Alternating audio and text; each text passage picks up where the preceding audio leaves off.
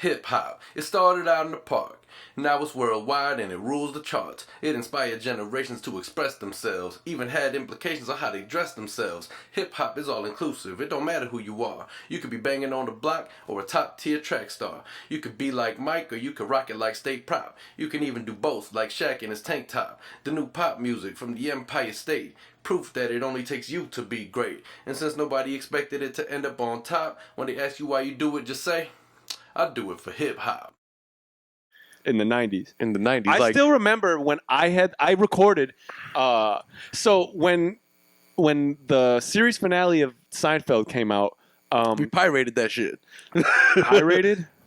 You just be talking weird shit. It's pirated, fool. Pirate these nuts. Pirated? Yeah. It's rated pi. That's how it's rated. It's rated 3.14. They say it's a pirated copy. They don't say it's a pirated copy. Oh, you ain't catch that. I pulled up and missed, huh? Yeah. You ain't catch that. Stop pulling up. You ain't catch pirated 3.1444. Either way, yes, we pirated. Or if you're a normal person, you pirated. Since I know we have fact check Maisha there, Maisha, look that up. Yeah, shout out. We do have a fact checker a little bit. We do, yeah. Appreciate that. It's a little after the fact, but whatever. And if you really want to get down to it, we bootleg the fuck out that shit. But I remember when it came out, Pops had just dipped out to go overseas. I think his father had passed. And when that happened, it was 98, I think. Summer 98, because that was when Seinfeld ended. And we were still VCR technology. I don't know, DVD players were probably around, but I don't think we had them yet. Maybe not. I think that was the beginning. That was probably the initial time where you got where they had switched or were switching over. The DVDs were probably like $30, $40. I mean, let's be real. I was like 8 at the time, you were mad so I young. probably wouldn't. Yeah, Adam. It's like But we were still using floppy disks on the computer. I don't know. Adam was claiming to be an '80s baby, but only lived 2 weeks in the fucking '80s. First of all, I cannot help. You remember those 2 weeks we spent in the '80s? I cannot help the time frame in which I was born. And technically, you're a '90s baby. Technically, I was born. Well, I'm fine with that too. It's better than being a 2000s baby because y'all a bunch of bitches. I probably know some 2000s baby that are kind of cool. Not all of them. How many do you know? If you're born in 2000, you're 19 right now. At most. I don't know, man. You encounter people? What the fuck? Anyway, I digress. I try not to know people under 21. How old are you? I don't know people like you. I don't like your kind. Like, ugh, you racist. No, I mean, hey, I'm ageist. If you're in that age category and you're watching the show, shout out to you, you know? But, I mean, I don't think, unless you're family, I usually don't. And it's not like I try this. But I don't know anybody that age. It's just not. I mean, it's true. You don't interact with people like that. I'm not in like the situation too. At work, there's people who are adults, even though they may not act like it. It is what it is. Yo, at work is where people be acting like straight high school fucking little girls, bro. It's crazy, crazy. You'd be like, dude, why are you worried about what the fuck I'm doing? Like, I don't be coming to you like, oh, it's just weird. Like, people be real nosy about what ain't their business at work, and that's a whole nother story. Yeah. But the point is, like, our little brother is 10 years younger than me, right? He just turned 20. So you know him? If I don't know anybody younger than him, I don't need to know anybody. What if he was 19? You would just like ignore him at the crib? Well, he's my brother. It's different. I don't see that being the case. You don't see him be my brother? No, I don't see how him being your brother and a 19-year-old makes any difference. If you don't fuck with 19-year-olds, then you probably wouldn't fuck with our brother at 19. I mean, he turns 20. Now we can be friends and shit. That's different. Now we can watch Martin. No, but I was going to get at, before this tangent here, is I remember recording Seinfeld on VCR. And yo, to record on a VCR was fucking complicated, man. Because I mean, to the naked eye, and it's to like more anybody to with try to watch it, you know, right? To rewind a bit. Because I wanted I don't know why I wanted. I don't think I ever watched it, but I wanted to record it. Thought it was some sort of monumental thing. It was. Well, because we could never anticipated that everything's going to be available at your fingertips in 2019. Who knew this shit was happening, right? Right. But to that time, and even to this day, Seinfeld is a top show, which I'd like to talk about a second. But I remember recording it, and I remember I was in '98. I was 13, right? I dealt with all this technology, what we had to that point, which is very minimalistic, like simplistic, easy shit. We had pagers, yo. But anyway, pagers weren't around in '98. I mean, they were, but they died, were technically. Yeah, it's like wasn't having a flip big phone thing. in You 19. had cell phones you know? coming around that time. Yeah. But I just remember having to record it. So I remember Pops, before he left, he's like, okay, you got to do this, and this. Yo, it was the most complicated thing. I was trying to set it up to be at a specific point, specific time. Yeah. But I never watched that shit, you know? I remember, like, do you remember we watched this fucking wizard. Merlin? Merlin was a dope movie. It was like 18 parts. And we were like, we got to buy it. You remember we bought it? And I don't think that shit left the plastic. Yeah, no shit. I was going to say, not only did we not watch it again, but we didn't even open it. It might be worth to see how much Yo, let me that shit tell you cost. something. Now. America has got to be the most wasteful country in the world. We just have shit just to have it. Truth. Like any other country, having 50 pairs of all shoes right. as a collection is I got to ridiculous. shoot us some bail real quick. Other countries that don't have it, right? It's not like if they had it, they wouldn't have it. Bro, Right? they make those things in most of those countries that we have and don't use. Like, No, like China. China's a mass consuming country as well. they are. Right? Just because they make shit, what we make, we import to them. But it's still people who are like, I don't know about now after all this shit that's going on, but Well, hey that's man, all we be still fucked. look, China. Some of your shirts are nice. Keep making them and shipping this way. listen, all I know is the Nike factory out that way. Just send me some shoes and we'll be cool. Got you. I don't want Nike factory from there. I want fucking Beaverton, Oregon. They don't make that shit there. They design them and send the fucking designs I to China. want the samples from them. They ain't doing that. I think they are creating samples out there. I don't know. They're probably creating samples. I They want ain't those sending them to samples. us. They ain't doing that. Although, I tell you Oh, what. you're saying they won't give it to us? Yeah. Oh, I thought you meant they're not creating samples. They're like, what the fuck is the point of it Well, there? of course. I mean, that's Tinker If Hatfield that's probably got the point, an move it office to in that China. building. Employ a little of those guys over there. That dude Tinker probably got an office in that building. And let me just say, His name Tinker. that's a is hilarious name. On that note, Also, the fact that when you're like, I don't know how, but like when you're younger and you refer to your dick as your tinker. I don't know if that happens in all households. But Yeah, it I don't definitely know happens either. in ours. Right? Like, what the fuck? Like my dick. Yeah. That's a weird name. Don't call my dick a Tinker ever. Fuck like out of that here. implies that it's like a tinker would imply to me that it's mad like small. Yeah. you know? Yeah. Like I got a little dick. There are certain words that like it puts a connotation on it, you know? When you really start evaluating words, sometimes you really gotta like. So you know what word always You gets gotta me? appreciate the colorful use of the English language. I love America. No, one of my favorite words, right, that always fucks with me, like when I think about it, after I've said it a couple times, is sideburn. Sideburn always is funny to me. Like, I get it, it's on the side, but what's the burn all about, right? Like, I know why. why? Because like when you're a dude and you down there eating some cooch, Your just sideburns aren't on your. no, you providing the burns. You know what I'm saying? On the sides. That's a dumb idea. It had to start somewhere, and all I know is a lot of those things started because of stupid things. So Eating vagina is stupid? not the act itself, but like the, I'm about to dive in it. Anyways, listen. Welcome back to the Kiona and Kasson Podcast. This is episode number 54, Yes, sir. if I remember Let's correctly. get some more emphatic. Because sometimes I'm not Let's very- make that more emphatic. Number 54. Number 54. 5-4. 5-4. 5-4. 5-4. 5-4. Is that emphatic enough for you? You know, that's on camera. It's all good. Your little chest dance you just did. Don't even worry about it.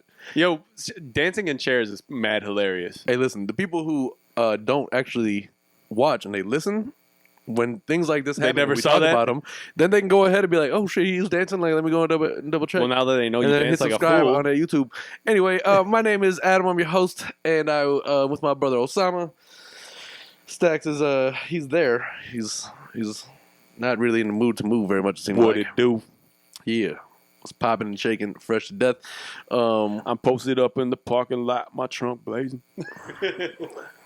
The candy gloss is immaculate. It's simply amazing. So my co-host actually Elbows Paul Wall poking today. wide on them. Huh? So my co-host actually Paul Wall today. He don't got a grill. The disco ball in my mouth insinuates some He balling. doesn't have a disco ball in his mouth. Anyways, No so yeah, I think we were pretty much done with that. We wasn't going anywhere. Yeah, that wasn't going anywhere. It was just a conversation. Today is August 11th. That's the day we were recording, and it just so very well happens to be the birthday of hip hop. Hip hop. So happy birthday, hip hop! Happy birthday, yo. Happy birthday, hip-hop.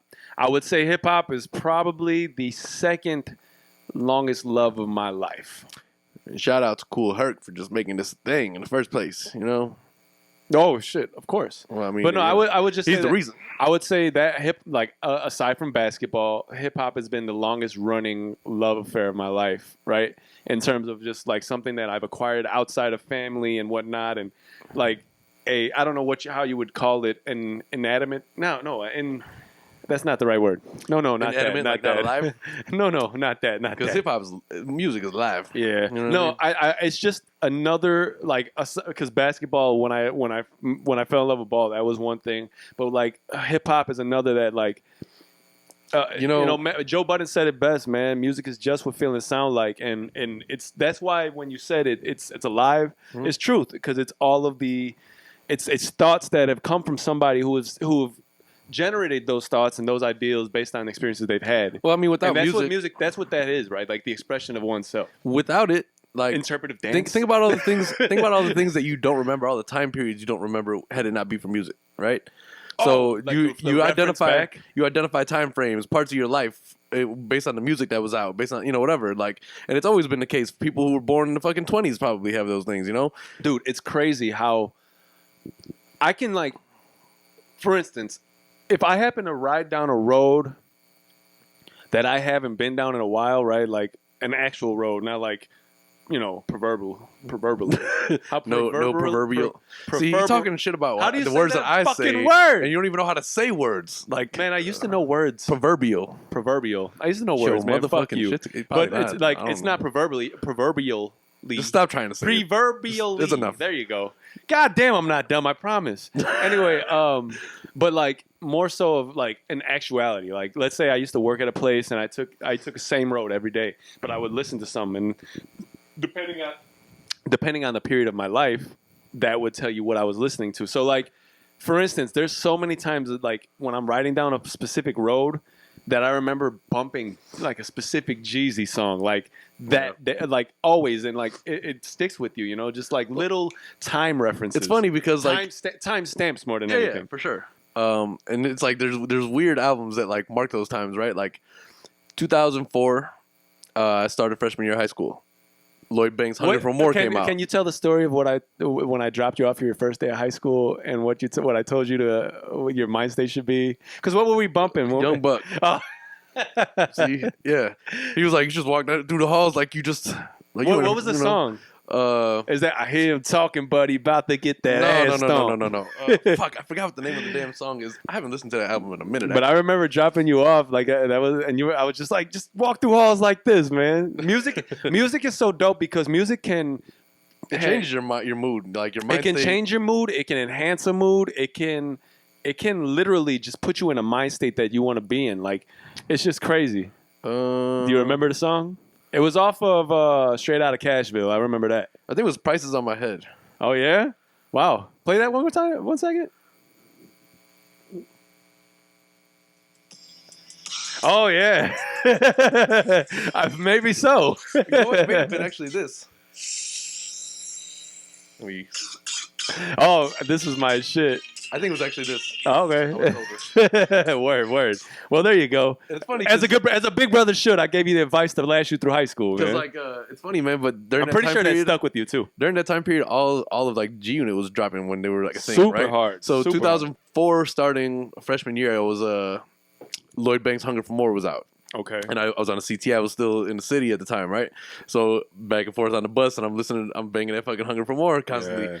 Yo, G-Unit had a run, bro. They did. G-Unit had, they started with, well, obviously it starts with 50. So Game dropped in 05, and he was the last one to drop, right? Or maybe Yayo was the last not, one. I don't think. So Because Young Buck came before him. Let's start it. Let's go a little back. Let's reverse a little bit. So 50 was out, right? 50, Get Rich or Die Trying came out 03. Right? But G Unit wasn't really necessarily a thing until Beg for Mercy. Right. I think was the first G Unit where you got everybody on there. So I think that was 04, 05-ish. And Beg for Mercy is a dope track. Well, what was the Beg for Mercy? What was the first track that 50 was like G Unit? When was the first time that I feel like happened? that was on a fucking mixtape. Or maybe not. Maybe It might have been maybe Beg for Mercy. Possibly so. Regardless, that's not. That's not really important. What I'm saying is, I think Because I remember the Massacre the first dropped to later come out, that the year. first to drop was Banks, Yeah. then Buck, then you might be right. Then Game and then Yayo. and then Yayo.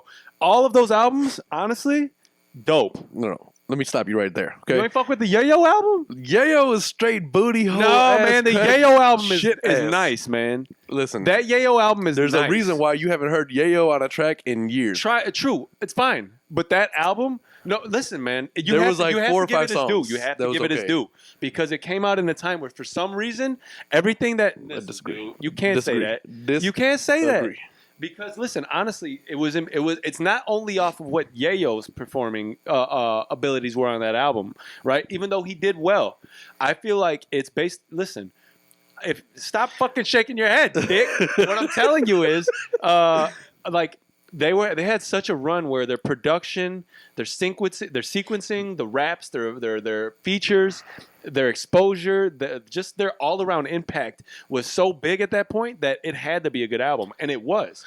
I won't say it was the least best of all of the G Unit albums. Wait, first of all, I'm gonna what's disagree. your favorite of the G Unit, all the debut albums? My favorite is hard because honestly, like, Banks had a lot of good songs on his shit. I think Buck I probably wrote around to the most. Buck was my favorite voice out of all of them. Like, I don't know what it is. I just like Obviously, success-wise, I think Game was the biggest. Game, yeah, but that's obvious based on Game's success after G Unit. Well, because I mean, even Banks had beyond a run too, and Buck, I don't know what the fuck happened to him, but what I'm saying is they didn't necessarily survive. They survived, but they didn't. They weren't thriving as much as Game did after post G Unit, right? Banks separated from 50 isn't Banks with 50. Same with Buck. We already see what's going on with them. There's a whole bunch of slanderous talk. Troll. But it's funny because you know what? Buck, and I'm not going to get into why they keep calling him gay. Buck has mad fucking projects, like of course, mad projects. And I was looking through one day on Apple Music trying to like.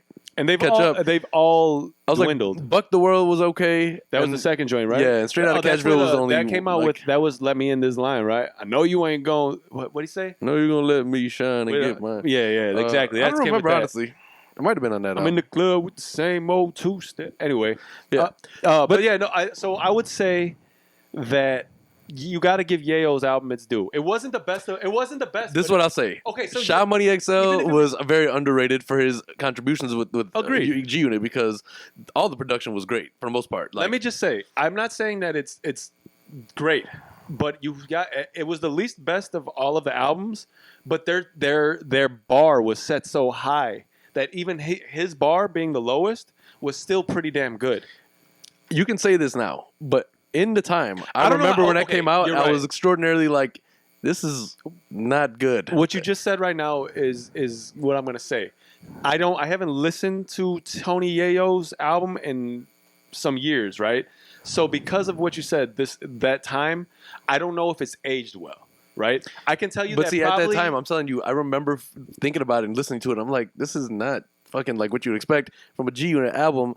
Given, obviously, there was tracks on there that were fine, especially like the ones that had the rest of the team on there and shit. And there was like, we had like Project Princess, Homicide, and shit. Like there was things that were all right, but like, if Yayo put together an album, I think it was probably like 16 tracks. I could be incorrect, but I think it was around 16. If Yayo put together an album, right? Yayo not being the most hype rapper or maybe even the most talented, right? And you got 5-6 songs you remember off of that, I'd say it's a success. I'd say it is a success. The only thing that I'll credit Yayo with is because Yayo, to be fair, shouldn't have an album where you remember anything. That's what I'm saying. The only thing I'm going to credit him with, everything that came post that wasn't that great. The only thing I'm going to credit him with is without him, we may not even have a G Unit because he was rapping before 50 was. He was rapping before, like. The reason why 50 started rapping is pretty much because of Yayo. Like they're the only ones who really knew each other before like all the shit, Remember? Fuck, why ain't write it down? Well, after that, I was hungry, so it was back to the streets. But without him, that's the only thing. That's the only thing I really credit him with, because honestly, the music was garbage. If it wasn't for the fact that he had the cosigns he would never have had an album put out. Think about the competition back then. It was actual competition. Now anybody gets released. If he put out an album today, he might actually be greatly successful. He might have a career, you know. But back then, back then it wasn't like that, because everybody had competition. Like, let's think, when he came out, 06 maybe. Who, Yayo? Yeah. Well, let's fact check that. Take a look. Also, while you're looking, I'm gonna talk, right? So, again, like I said, if you were to create a project, you're right though. Yayo probably be as an independent artist based on what he is, what he's known for back then. If we were to be placed in this place and time at the same age he was back then, right? I do believe he would be a different artist, right? 2005 actually came out. Okay, so one. Let me double check. I don't know, man. It's hard to say, but you're right. I don't know. I think regardless, it was subpar. I don't think you're right though in the idea that there wouldn't be a G Unit, because 50 was 50 regardless. Yeah, but 50 didn't start rapping until Yayo was rapping. 50 didn't get the platform he got until he got with fucking Eminem. Agreed, but he would have never even tried to get a platform. Rap at all before Yayo? Do you know that for a fact? Yeah, as far as the story goes, Yayo was the first one to rap. 50 started rapping with him. Then he blew up. Who's to say 50 don't rap after? Yeah, Here's but how do you? What's a better album? Guess Who's Back? Oh, it's not an album, but Guess Who's Back or the Get Rich or Die Trying? He was a lot less polished on Guess Who's Back, but I think Get Rich or Die Trying is honestly. Is that I enjoy it more. Nobody likes me, and that's okay? Yeah, I think so. I don't like y'all anyway. Yeah. I don't like y'all anyway. Was fuck all y'all. I let my watch talk for me, my whip talk for me. Was I Smell Pussy on Get Rich or Die Trying? Yeah. Is that you, I smell pussy. Is that you, Ja? No, I would say Guess Who's Back, because it's a little more raw. I enjoyed probably more. But he was... It sucks because you can't hear any of that shit unless you got the copy or you go to find it at other arbitrary music you outlets. can though. Like, but maybe I don't think SoundCloud got it. I don't know. I honestly haven't looked for it. So I mean, you have Guess Who's Back, don't you? Yeah, but who got a CD player? Well, you could throw it on your computer or put it on your iTunes. You know. I know, but I don't have anything in my iTunes really because But that's a choice. Because I mean, what the fuck am I gonna? How am I gonna access my iTunes from my car? Oh, well, see, you don't have an iPhone. That's where you fucked up. Right, I mean... I can do that. I fucked up. Fuck y'all iPhone motherfuckers. Y'all are phonists. You might be... Listen. Y'all are phony phonists. The problem is This guy's a great big phony! You Samsung people are salty because you don't have the same access that we do. Okay, I just thought about it the other day. My least favorite thing about my phone is that it's called Android. What the fuck does that have to do with anything? Because Android sounds like such a kiddie fuck... It doesn't sound like a professional platform for such a huge product. I mean, iPhone doesn't really either. iOS sound operating system. iOS. Android? Yeah, but sounds like a video game. Actually, it is a fucking video game. Listen, iPhone sounds like a child's phone, like Leapfrog, like fucking you name it. It doesn't sound like it's professional. So my phone is called Android Galaxy. Uh-huh. And yours is called mine's iOS iPhone. Mine is literally called iPhone XS Max. I mean, it sounds a lot better than fucking Galaxy, dude. I don't really care what it sounds like. All I know is the capabilities of my phone make it better than yours because Fuck I can actually you, access my iTunes library in my car, Bluetooth, shuffle. Why do you think I do that? Cool, I guess, but I don't. But again, whatever. Fuck you. But you're a Spotify. Yours better than mine. You're a Spotify user anyway. I am a Spotify user, but unfortunately, that's the problem with Spotify. You don't get all of these other albums and things like that. So you can't find Guess Who's Back on Spotify. Is what you're saying. I don't know how we got the 50 fucking off of the Happy Birthday hip hop. This is what we were talking about: is how music put you in a time and place. Oh, word. And then we started talking. And you know what? For me, Get Rich or Die Trying. That is one thing. Get Rich or Die Trying came out my senior year of high school. Yeah. So that is like. I remember we bumped that a lot. Like that puts me back in that place for sure. I'm sitting in. My boy Joe had a pink Geo tracker. And shout out to Joe, he man. Picked the Geo tracker. The Family Geo tracker picked him, unfortunately. And I mean, we rode around in that shit, fucking like, you always knew when it was fuck. Joe because didn't nobody motherfucking have a pink Geo tracker in the world besides Joe. Yo, I can't believe he rode. That was one of one. Looking back, it's hard to believe that we rode around in a pink Geo tracker. I remember I came to his house one day and he was putting speakers in, and he was literally just stuffing 6x9 back panels. Oh, Fucking God. hilarious shit. But everything, whatever you had to do for your music, man. My first car, I remember that I learned how to bridge speakers, right, in order to to combine the sound, right. And I was no electrician. Honestly, I don't even remember disconnecting the battery when I did that shit, Well, which didn't is you have- very dangerous. You had Lewis, no? Help. But kinda Lewis guide was you? after. Lewis was after. Oh.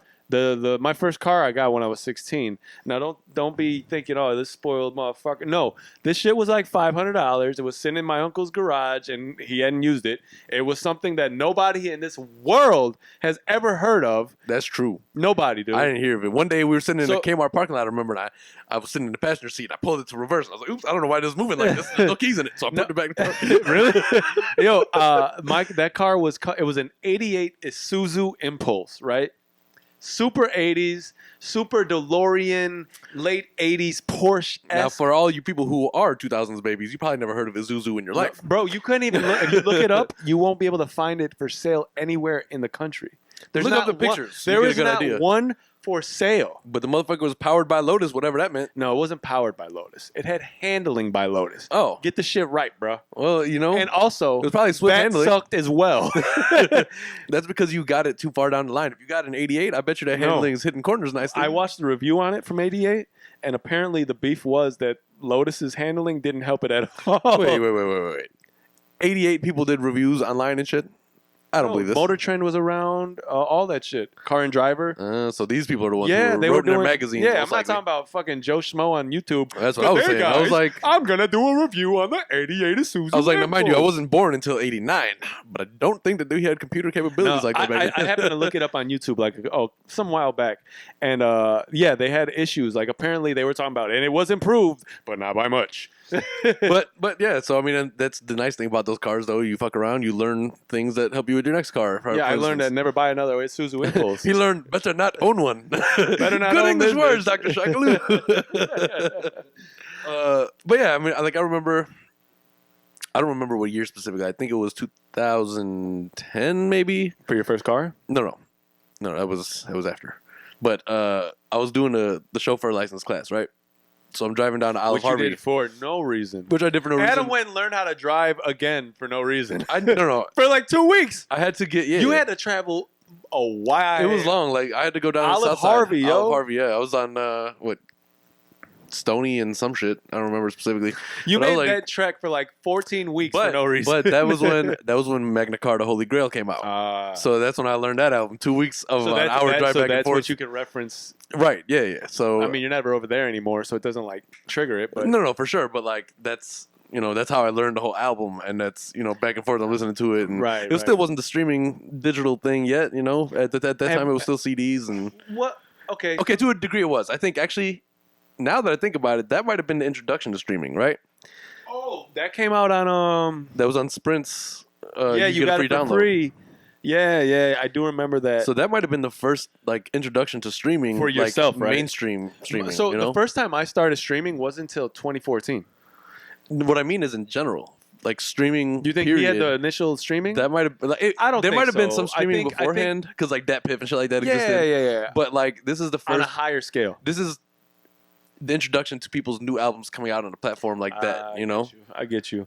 I didn't start streaming until I know exactly when I started streaming. 2014, we went to Vegas for Max's birthday. Max is my best friend, known him for mad time. Shout out Max. Right.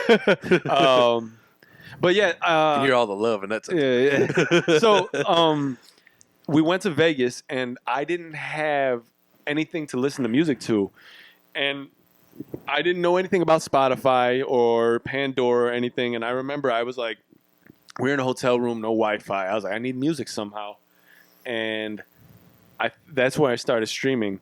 Before then, there was like apps you could download on your phone, right? I had a really dope app. I could find anything for it. And when I changed phones, I wasn't able to have it anymore. Regardless of that, streaming is cool, but it'd be interesting to find out who really sparked this type of streaming. Well, I really in think- its current I really form. think Magna Carta Holy Grail was what did it because before that there was streaming to a degree, but it was like random playlists that pop on, right? Pandora, you can skip 6 times and you have to listen to an ad type of thing. Oh, I hate And that. then- Dude, I will This is like gladly pay $12 a month not to hear ads in the middle of my fucking I think music. he introduced like on-demand bumping streaming music type and of shit, thing, Bluetooth you know? through it, and like, come get your Golden Corral. Yo, fuck Golden Corral, yo. That's the worst food I ever fucking ate. I had some actually like beginning of this year. I think they opened a brand new one. Yo, Golden Corral is terrible. It's terrible because The people that go there? no. Like so, Yeah, they're terrible so too. when they're well, probably yeah. With the brand new locations, that's when it's fine. The first like month that they're open. Oh, well, Then see, you that's go the past thing. that, and it's like they don't clean things the right way. They don't So fucking like everything's dude. I was told it's a dope bar. It's a buffet, super dope, dude. I went. Food was terrible. Selection was terrible. And then you got the BGs for the next 3 days. Oh, dude, you know? I went when I was at Six Flags. That's fucked up. That's fucked up. That's fucked up. You're on fucking Raging Bull, like, oh, I got a boo boo. But no, I was gonna say my question I wanted to ask you about, because the streaming thing, we'll definitely have to look into that, and really, I'd like to dive into that maybe next episode a little bit further to see if we can really make some specific pinpointing times of when, who, Right. and where. to the pioneers of the shit were. Correct. Which is funny, right? Like, who pioneered streaming? It was only like 5-10 years ago. But I wanted to ask, what's your favorite album of all time? Or your favorite album ever? I mean, same thing, but I like that better. Man. Okay. So that's a loaded question, right? Now, does that mean it's the album that I've listened to most in my life, or is it the one that I enjoy I like the most? that. I like that because I think mine will be too different. Mine would my probably be too different as well. My favorite album probably to listen to of all time, and I say this because I say it like 90% sure, because I can't, nothing pops in my head more than Prodigy's HNIC. Okay. One of my Respectable favorite albums of all time. And if it's not, and it's probably not my favorite of all time, but it's probably one of my favorites to listen to. And because I can't think of anything else, like, there are close seconds, right? Really close. But for some reason, that album, I remember when it came out, I was heavy into Queen's rap, still am, but Queen's was like a thing for me.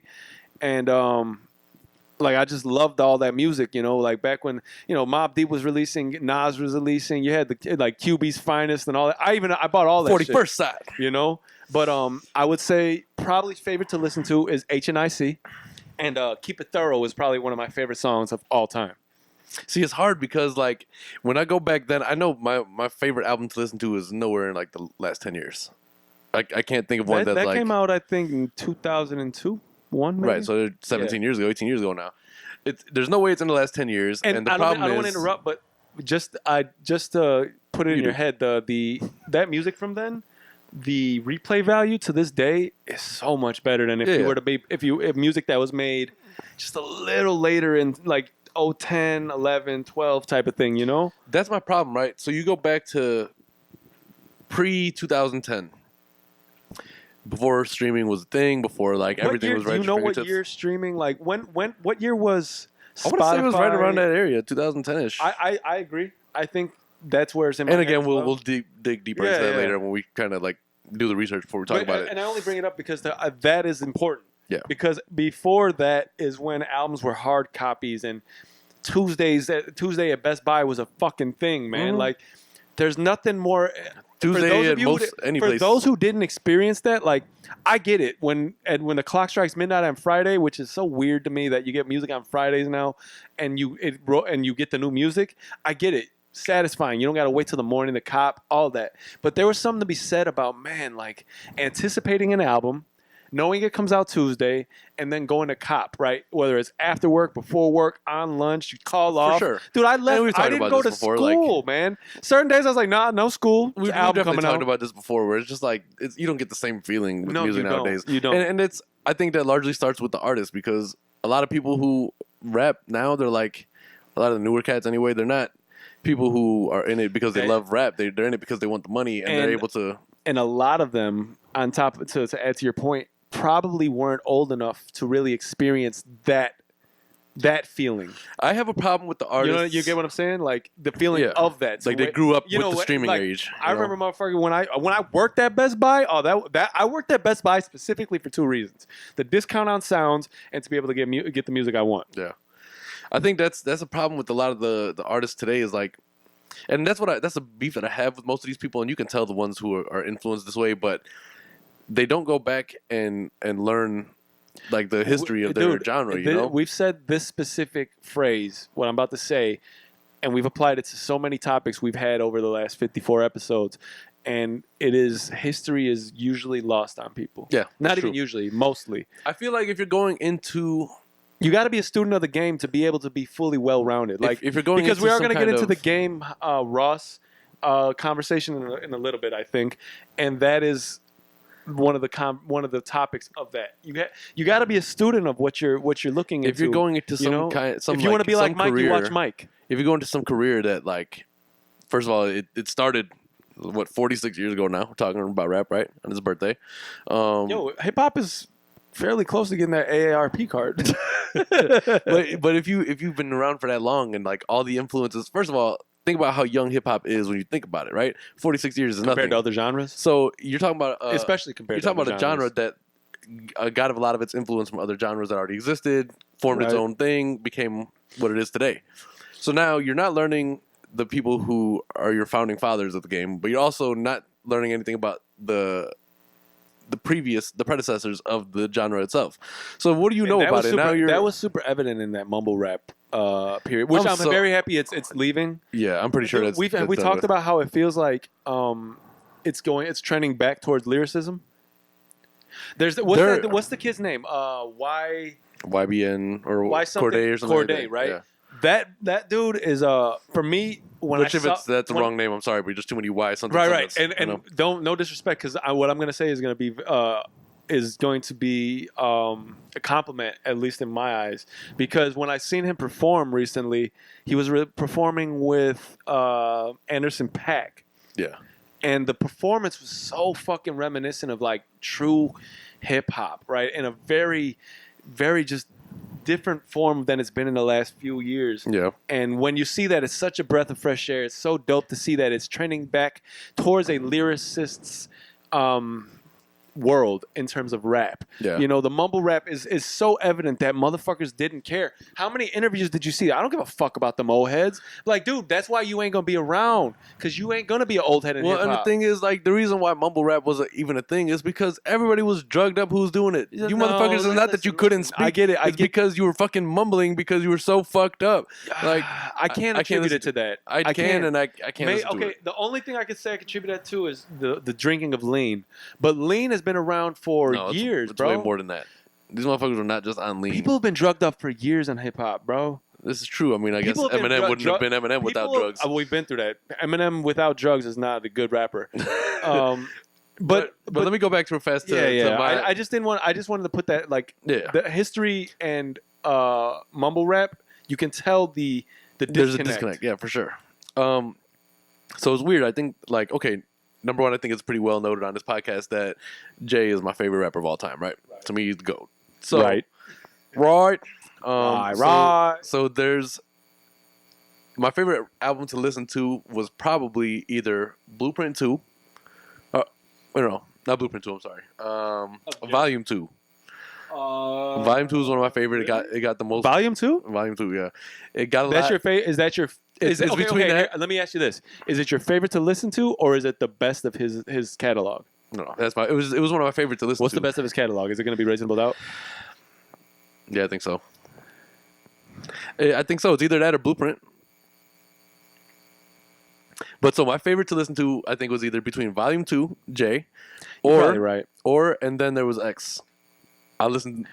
Wait. Are you in between my favorite albums to listen to, right? Because as we were talking about, are you referring to a specific period? Because those came around like the they were close, but those two were ones that I remember. They came just around listening probably to a lot. Within 2-3 years Volume of each 2 other. was like 99, and then there was X was probably 01 maybe. Yeah, so they were close, but.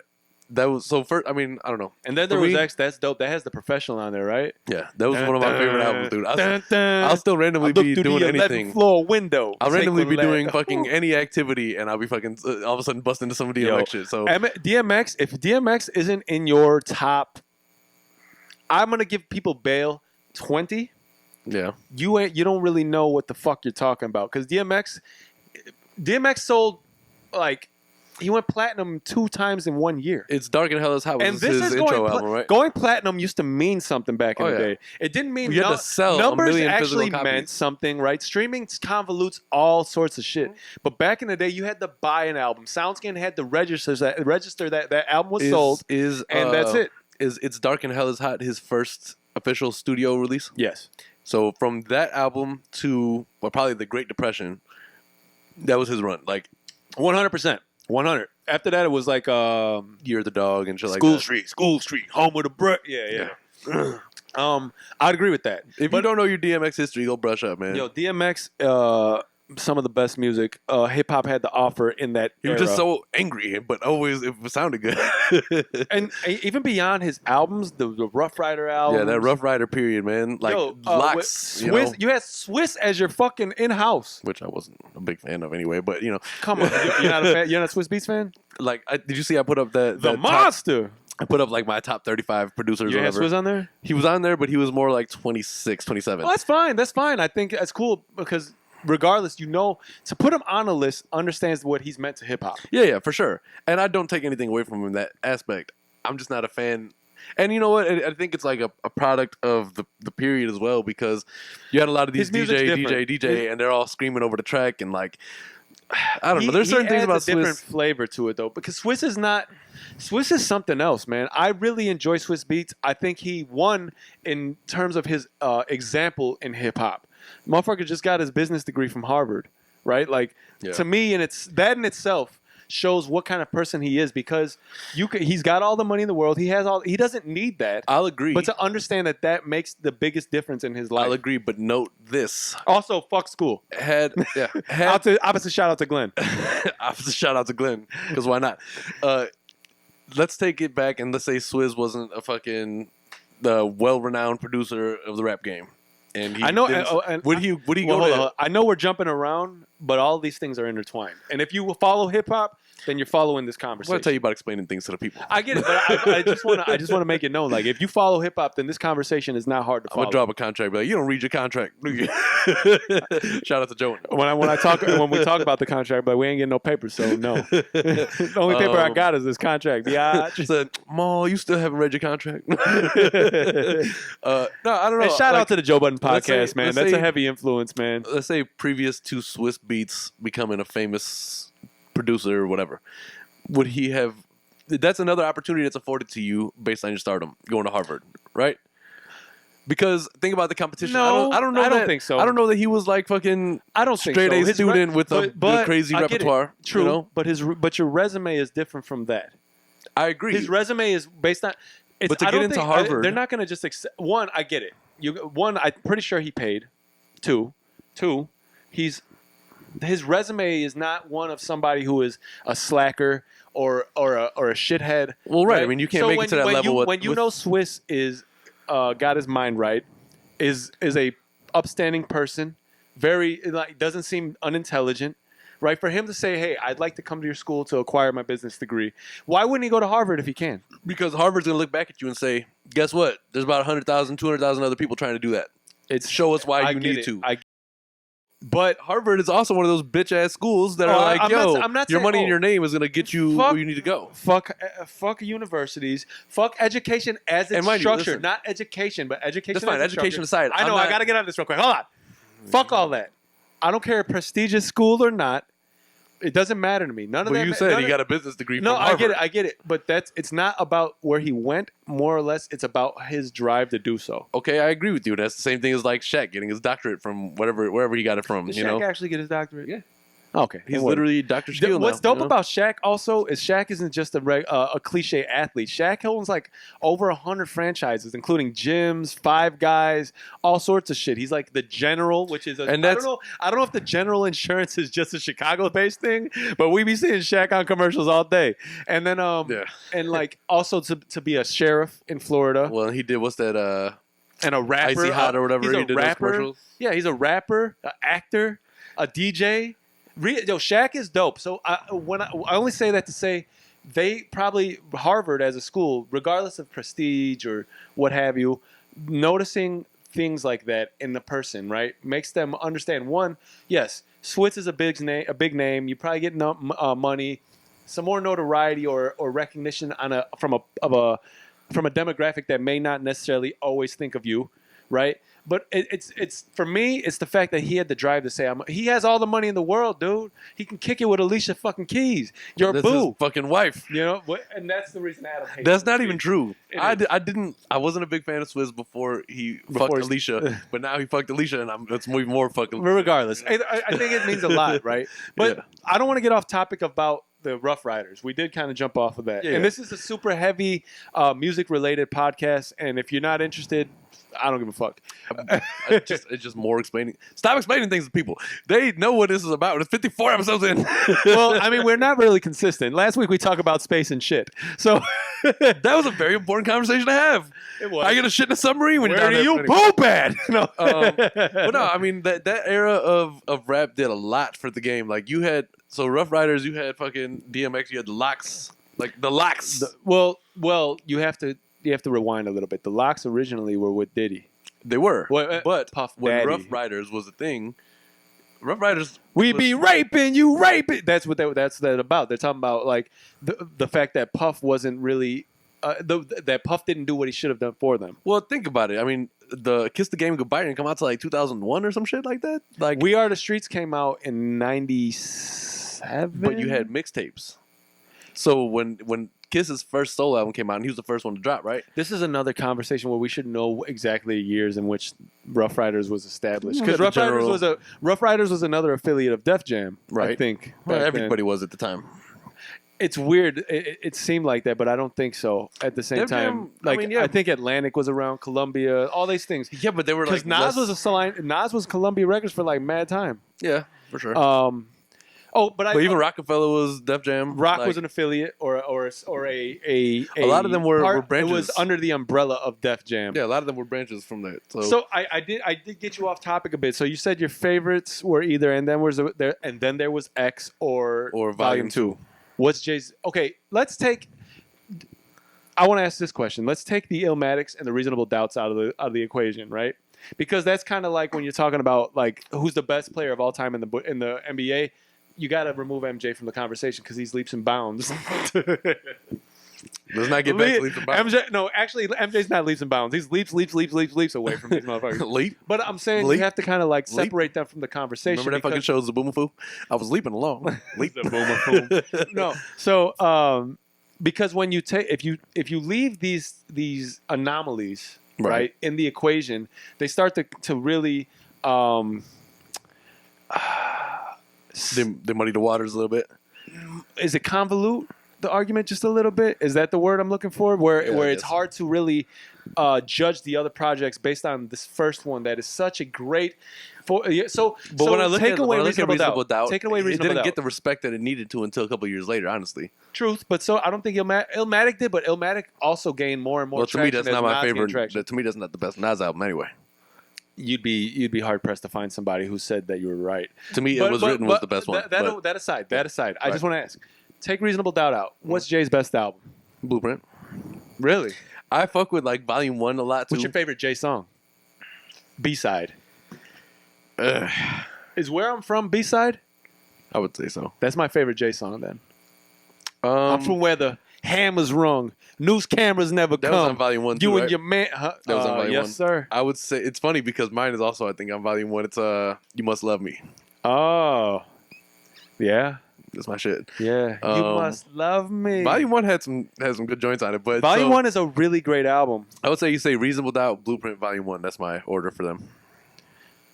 So you don't consider any of Jay's newer albums some of his best? I like them, but I wouldn't say they're the best. Like, I would say Magna Carta was a really great album. you're in the minority with that. I know, dude. People don't like that I album. don't know get why that not. shit. Up. Magna Carta Holy Grail is dope. If you're looking for a workout album, that is an album that'll fuck with I you. wouldn't say I use it for That- working out. My two I'm just favorite saying tracks, if you're looking for something my like that. two favorite tracks are Oceans and Nickels and Dimes. I know, honestly, my biggest beef with Jay, obviously, I think I said it plenty of times, is I can't hear his catalog. It's not on Spotify, Yeah. and I can't. There's no CD players in cars. I've thought about getting rid of Apple Music and going to Tidal. I haven't. I thought about it, but just off GP alone, I won't do it. Because what's Tidal provide me? Tidal won't give me the same shit I get off Spotify. But if you're going off, and I don't want Jay's catalog that bad. If you're going off, I know GP, it in my head. If you're going off GP, that's why you would switch the Tidal. When you think about it, you know what GP means? Jay provided yes. When you're talking about Jay and Tidal, he literally opened up a lane so that all these artists have an opportunity to make more off their music and put their music and have control over it. Spotify doesn't really do that. No, that's Apple not Music that's not the definitely doesn't do principle that. I'm talking about. Well, I'm talking The about that. principle is I should be able to hear your shit, Jay. I agree. I got it on Spotify. I paid $14. They're gonna give you some fucking. Maybe that's The only thing problem. that makes me mad about it is how many people who are rap fans don't have all of Jay's catalog. I have it all on compact disc. Let me just fucking have it wherever I want. I do, but also, you know what? Here's the thing. I think what I still have my iPod. Yeah. Right. I have an iPod, the 160 gig joint. Right. I came up on it for a little bit of money. Don't ask. And I got a lot of music on there, but I have a lot of music that I haven't even thought of in some time because of the fact that you don't run across it. Mixtapes. That's honestly what artists should do. Start re-releasing like the Care Package that Drake just released. I was gonna ask. Okay, what's the most recent hard copy of an album that you bought? Fuck. Man, that's gonna be a difficult. It's been a few years. I'll say that firstly. Really? All right. It was. I don't know. Okay, so I'm gonna name a few. I don't know which one it was, but it was of that time, and I'm pretty sure I'm gonna say that maybe BJ Chicago Kid's last album. I don't know any of his hard copy shit. And that in itself, it goes back to the original topic of this conversation, how music can put you in a place. Yeah. When I first started my job that I'm currently at now, I've been there about 3.5 years. I had a Malibu, which had a CD player, had 6 discs in the in-dash. That BJ the Chicago Kid album, I played every morning probably on the way to work for probably the first 6 months I worked there. Yeah. When I hear that album now, all it does is put me in that place of being a greenhorn essentially and working at this job. And if you're not familiar, greenhorn is pretty much a newbie, a rookie, just started out. And that's one of those albums that could put me in that place. I do think that may have been, if not, it was John Legend that all of me. Really? The first one he put out? Oh no, that wasn't the last one. All of you. Not you. That's funny because so last year I bought Book of Ryan. Oh man, I haven't bought an album in the last 2 years. And I bought Scorpion. Really? Yeah. So that okay. And full disclosure to our fans who are listening. I was giving full disclosure. No. I just want to say because I don't want to give. I haven't bought an album in a very long time, but I do want to emphasize how important it is to me, or how much of importance a physical copy holds to me. Yeah. Right. I hold it dearly. It's tangible. Right. When I look through, I have albums and shit like that. Like you said, we have the Guess Who's Back album. Many people don't got that shit. Right. Let's say the internet dies, people, and you lose all your music. You're dead. You ain't got no fucking music. You got to find you a CD player. Play the game. No, I get it. And that's the thing, right? Like, so music is just so fucking dope because it's like I said, it's a timestamp. It's something you could wear on your sleeve, yo. When did Kendrick put out Damn? 2017? I don't know. Damn was cool, but is that the name of the single too, right? Damn? What's the name of the lead single? Be Humble. Be Humble, yeah. That's a dope track. Damn, Book of Ryan, and Scorpion in that order. Those last 3 new releases that I got. And then when I was going to the mall recently, not recently, but last couple of years or whatever, I would go to FYE, and they always have the $5 rack or some shit. So I'd go over FYE there. still exist? Yeah. I came up on a few albums from there, and I have some older shit that I didn't buy at the time. It's funny you say that. Disc Replay used to be that's a whole nother thing, man. I miss Disc Replay, but and for those who don't know, that's a place that resells CDs and. Disc Replay had its faults because these motherfuckers they go skip through and make sure every track works the first second or two. But I've bought albums from there that like the last, like Really? the Gangsta and the Gentleman, right? Really? Oh, great. The last like fucking album. the last- Another album that puts me in a place, yo. the last 4 or 5 I- songs of that skipped, and it was right after what's that MOP track that he got? The Blocker, of- blocker, who blocker, Yeah. who blocker, At blocker, the, at blow. the end of that, at the end of that track, like the very end, it started doing the skipping thing, and then the next 4 tracks don't work. And I was like, "You fucking Okay, sons of so bitches." one, I've never had that issue with this replay. That was why I held it in such high regard. I never had an album that skipped, and also if you did, they had no issue with replay with a refund. Yeah, but I didn't want the refund. I wanted the album. Secondly, I get that, but I mean you can only do so much. Yeah. Secondly, Gangsta and the Gentleman is another album that puts me in a specific place. Summer before senior year, I was doing summer school. Not afraid to say it. Had to do my thing. Hated He said he school. wasn't stupid. Fuck you. No, honestly, listen, motherfuckers know sometimes you don't care about school, but you got to do what you got to do. Anyway, summer school, 2002.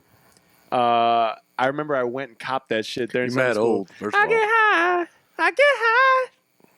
high. let's not glaze over that. I get high. You mad old. 2002. Bitch, you 4 years younger than me. Anyway, and so that's a thing for sure. Yeah. Okay. But go ahead. Who's the best member of the Locks? So here's the thing about the Locks. I feel like people don't give Sheik the credit he's due. I was just saying this the other day. Yep. Sheik does not get the credit he's due. Sheik's got Walk With Me is a good fucking album, man. Yeah. And Sheik doesn't receive the credit he's due. It's Sheik, hard when that you're being- standing next to two of like top. Agreed. You know. And that being said, he is not the best of G Unit. It's hard to Locks. depict. Huh? I mean, we're talking about. He's not the best of the Locks. Right. Or just to let y'all know, I don't know I know what I'm talking about. The Warlocks, fuckers. Anyway, that being said, it's kind of like splitting hairs between Kiss and Holiday. But I will say that Holiday probably has the better catalog than Kiss, and more consistent. He's More also consistent, I'll give he's to just you. like that's Styles, yo. More consistent, I give to you. I think the better lyricist is Jada. That's in why my I said opinion. splitting hairs, because when you get a track where they're doing their back and forth shit, Yeah. who can you pick is better? Yeah. They're literally 1A 1B type thing. But I even I though- also just want to reiterate, Sheik. If you haven't listened to what Sheik has to offer, just give it a shot, yo. He's people give him a very negative, like he's like the hype man or the what's fucking dude's name from Spliff Star from fucking with Busta Rhymes and shit. Like Yeah. he is not a hype man. Fucking, I believe Sheik can rap pretty well. And I've been a fan of him for a very long time. I'll still listen to some of his shit. Yeah. You know, even that was a Silverback Gorilla. For those of you who don't know, back in the day, there used to be a fourth member of Locks, but nobody cared about him. Is that what's J Hood? Yeah. Yo, they fucking made fun of J Hood every chance He they got the Sterling Silver signing all nice. It's like he's coming through the pipeline right now. But yeah, no, I would say honestly, I think skill wise, Jada got Styles beat. Skill wise, Jada got Styles beat. Skill wise, I would say so. I think Who got a better voice? I think you recognize Jada faster. That grimy, We raspy, recognize, or they, or somebody general. who isn't, because we will recognize exactly. who. and I think as low key as the whole group is really, Jada is the most like popular. They are very low key. Very. I Considering, mean, like- Styles got fucking a juice bar. Like, Yeah. Well, You they know? both got they own it together. I always like that mall story when he was at the bar and Styles lit up and the security car. He's like, I'm Holiday. Fuck you talking about? And they were like, all right, well, okay then, makes sense, sir. It's like this is one of those moments when to see if your I'm favorite sorry, rapper's the actually, ghost. like- I didn't know that. No, I mean, listen, I'll never take anything away from it because I listen to the Gangster Gentleman back and forth. Like, Yeah. I know probably all those tracks. and but whatever you answer, you're not incorrect. well, right. I mean, That's also needs to be said. Music is so fucking subjective. yeah, for sure. Right? Everybody has their own that's why that opinions top about it 50 and- is so. It's so like it doesn't really matter, man. It doesn't, but I do think like throughout the mainstream like hip hop heads, like real hip hop heads, not the people who started listening in 2015 and shit, you do have like a general sense of these are top 10, 15 MCs in their interchangeable in their spots. But I'm gonna go out and say that after 20, there's no point in ranking. Yeah, because not to say you don't deserve a rank. That's not what I'm saying. It still matters because there are artists who like, while they are fucking like top tier lyricists, they're not gonna be spoke with the greats, but they are great, and being recognized is good. That's fine. I'm not saying you don't deserve recognition. I'm saying as the list maker, right? Then it becomes subjective and everything. After a certain point, you've got your top 20, and those top 20 are, I would say, is fairly easy to arrange and put together and be happy with. But after 20, my argument is that now you've got a pool of rappers who some are super similar. So you're just like, 34 could be this guy or that guy. We'll make it this guy, right? It doesn't hold as much weight as the top 20 would. And even more than that, the top 10. And even more importantly than that, the top 5. Because your top 5 is not going to change as much as your top 10, 20, 30, 40, 50. Yeah, for right? sure. And my thing was with everybody ranking, everybody was so up in arms and riled up about Joe being 3. Listen, man.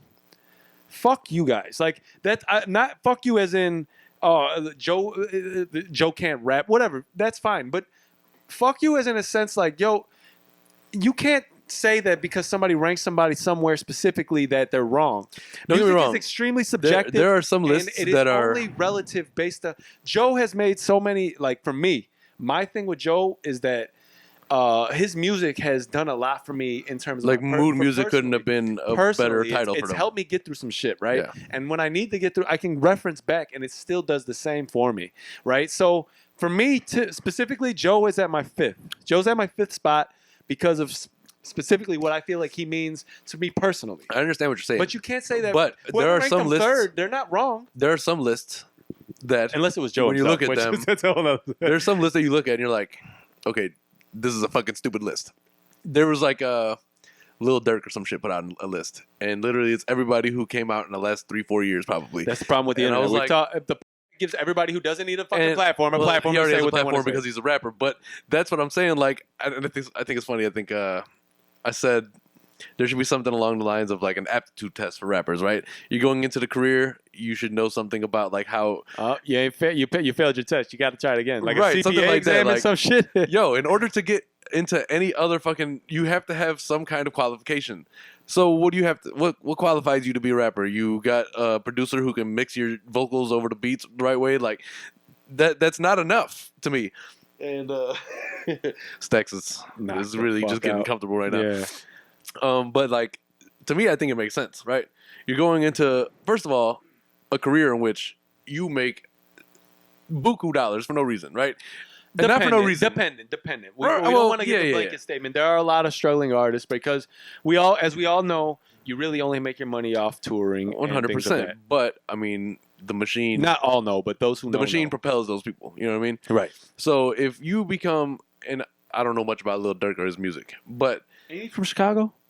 I don't know. Again, I don't know much Chicago. about him at all. And if he is from Chicago, that speaks volumes about why I don't know. But who also he is. shout out because anything that comes out of Chicago that gets some recognition is nice because Chicago seems to be like the forgotten.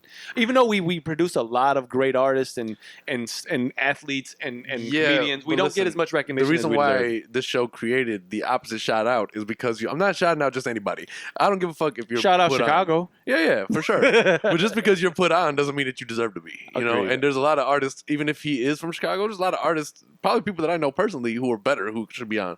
Probably so. You know, so and that's why that era, the switch of things is nice. The transformation from lyricism to not so much to now becoming a little bit more lyric centric. Yeah, you know what I'm talking about. But see, if I think it's, and I don't want to like sound like a fucking hater about it or anything like that, but.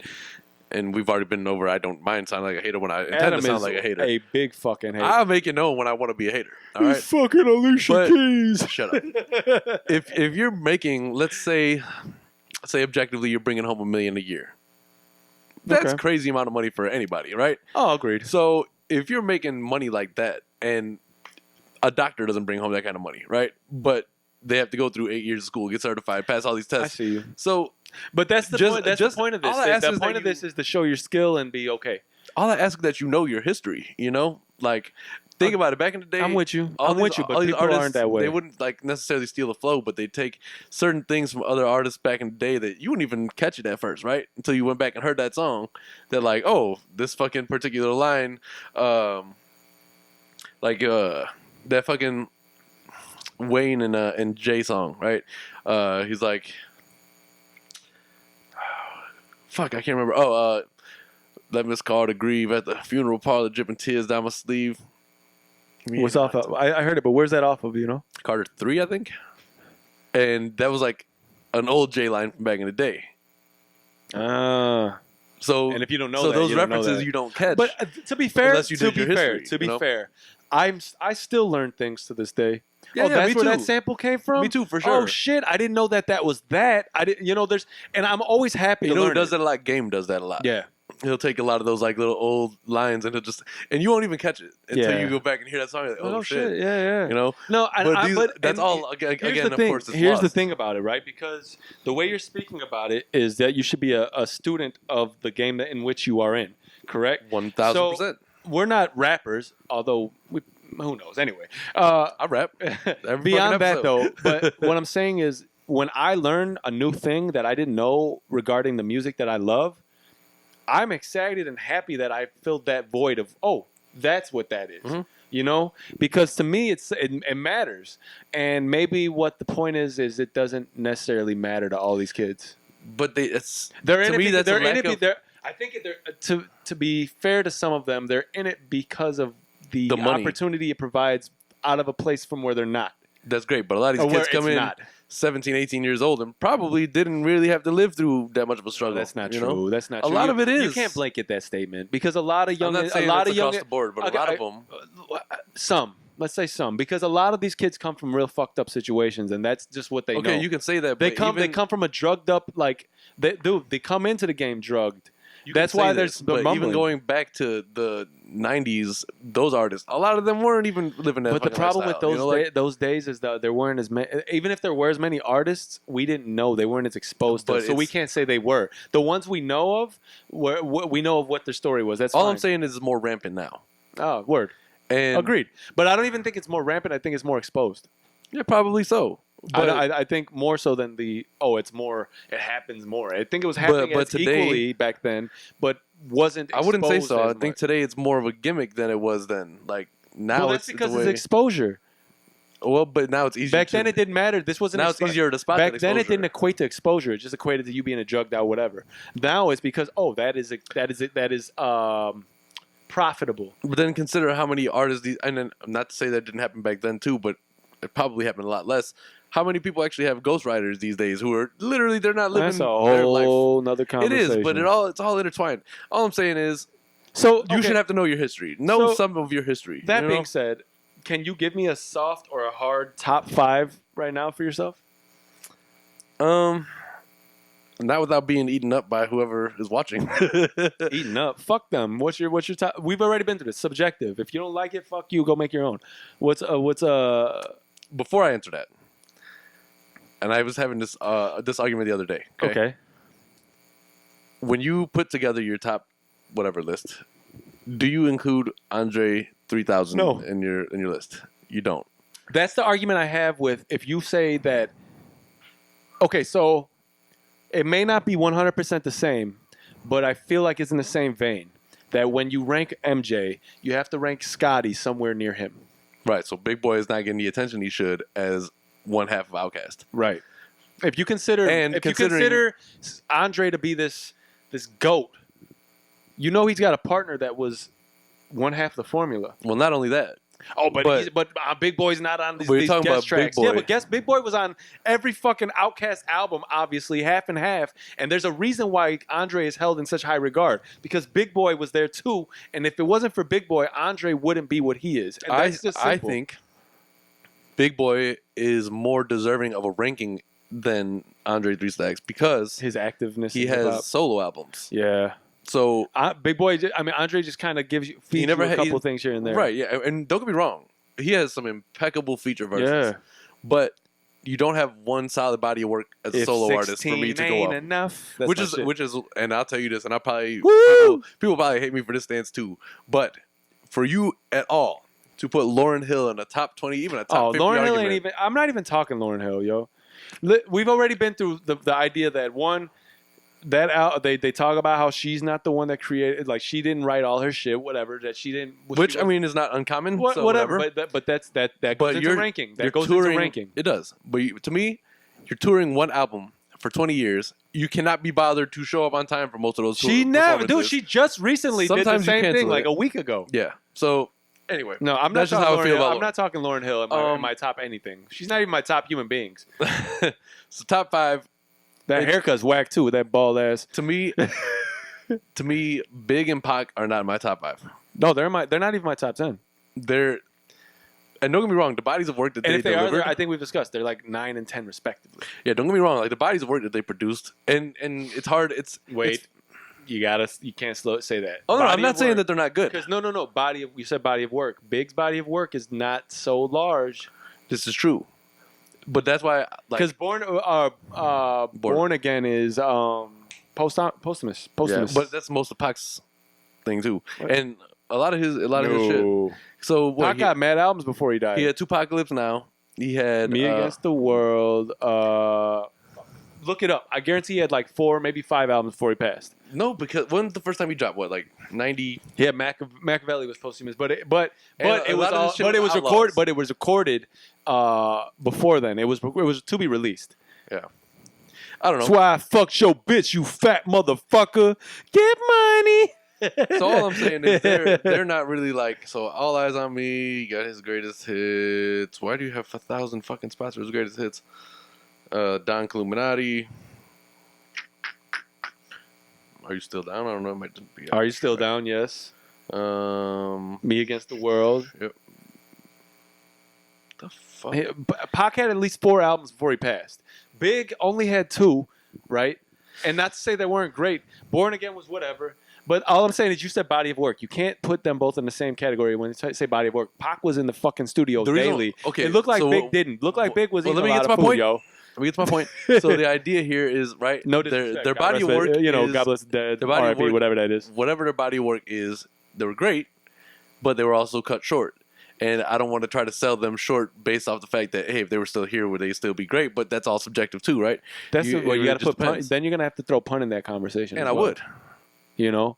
I don't think that is one thing that needs to be rectified. When you speak of Big and Pac, right, at rappers who were great and then passed, we're looking at pun. You got to put pun in there, man. Capital Punishment is arguably on par with Life After Death or some of the, not every Pac album, but like, you know what I'm saying? Like it's on that level. So why he doesn't get the same respect, I don't know. And maybe he does, but not from circles that are very large. Maybe more specific demographic. I think. Is it because he was a Puerto Rican rapper? I don't know. I think in the context of a top 5. You think Fat Joe gets more recognition than Big Pun?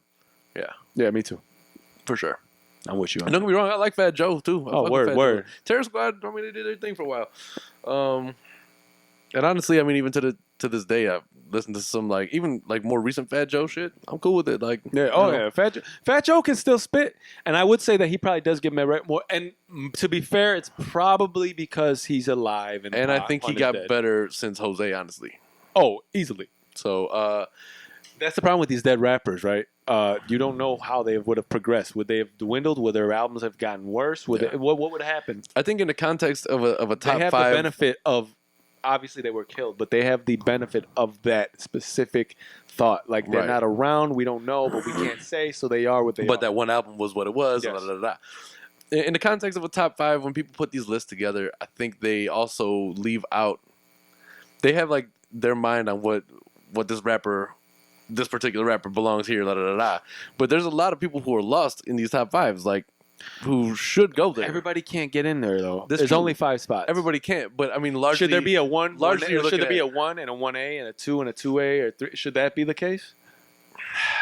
I mean, when you really want to get into it, yeah, probably. Because right now, what you're looking at, Jay, Big, Pac. Would you say like Nas and Jay are like 1A and 1B? Who's like the 5th one is always kind of like that. outlier, right? Like whatever, it can kind of be interchangeable. Constantly moving. Because otherwise, you got Big, Pac, Jay, Nas, and then You talking about the general consensus of a top 5? right? That's what you're saying. Like Cool G Rap, fucking. You got to give them. You got to give all of them their due, and you have to give them Big credit. Daddy Kane, you know. Agreed, fucking 100%. But I don't know.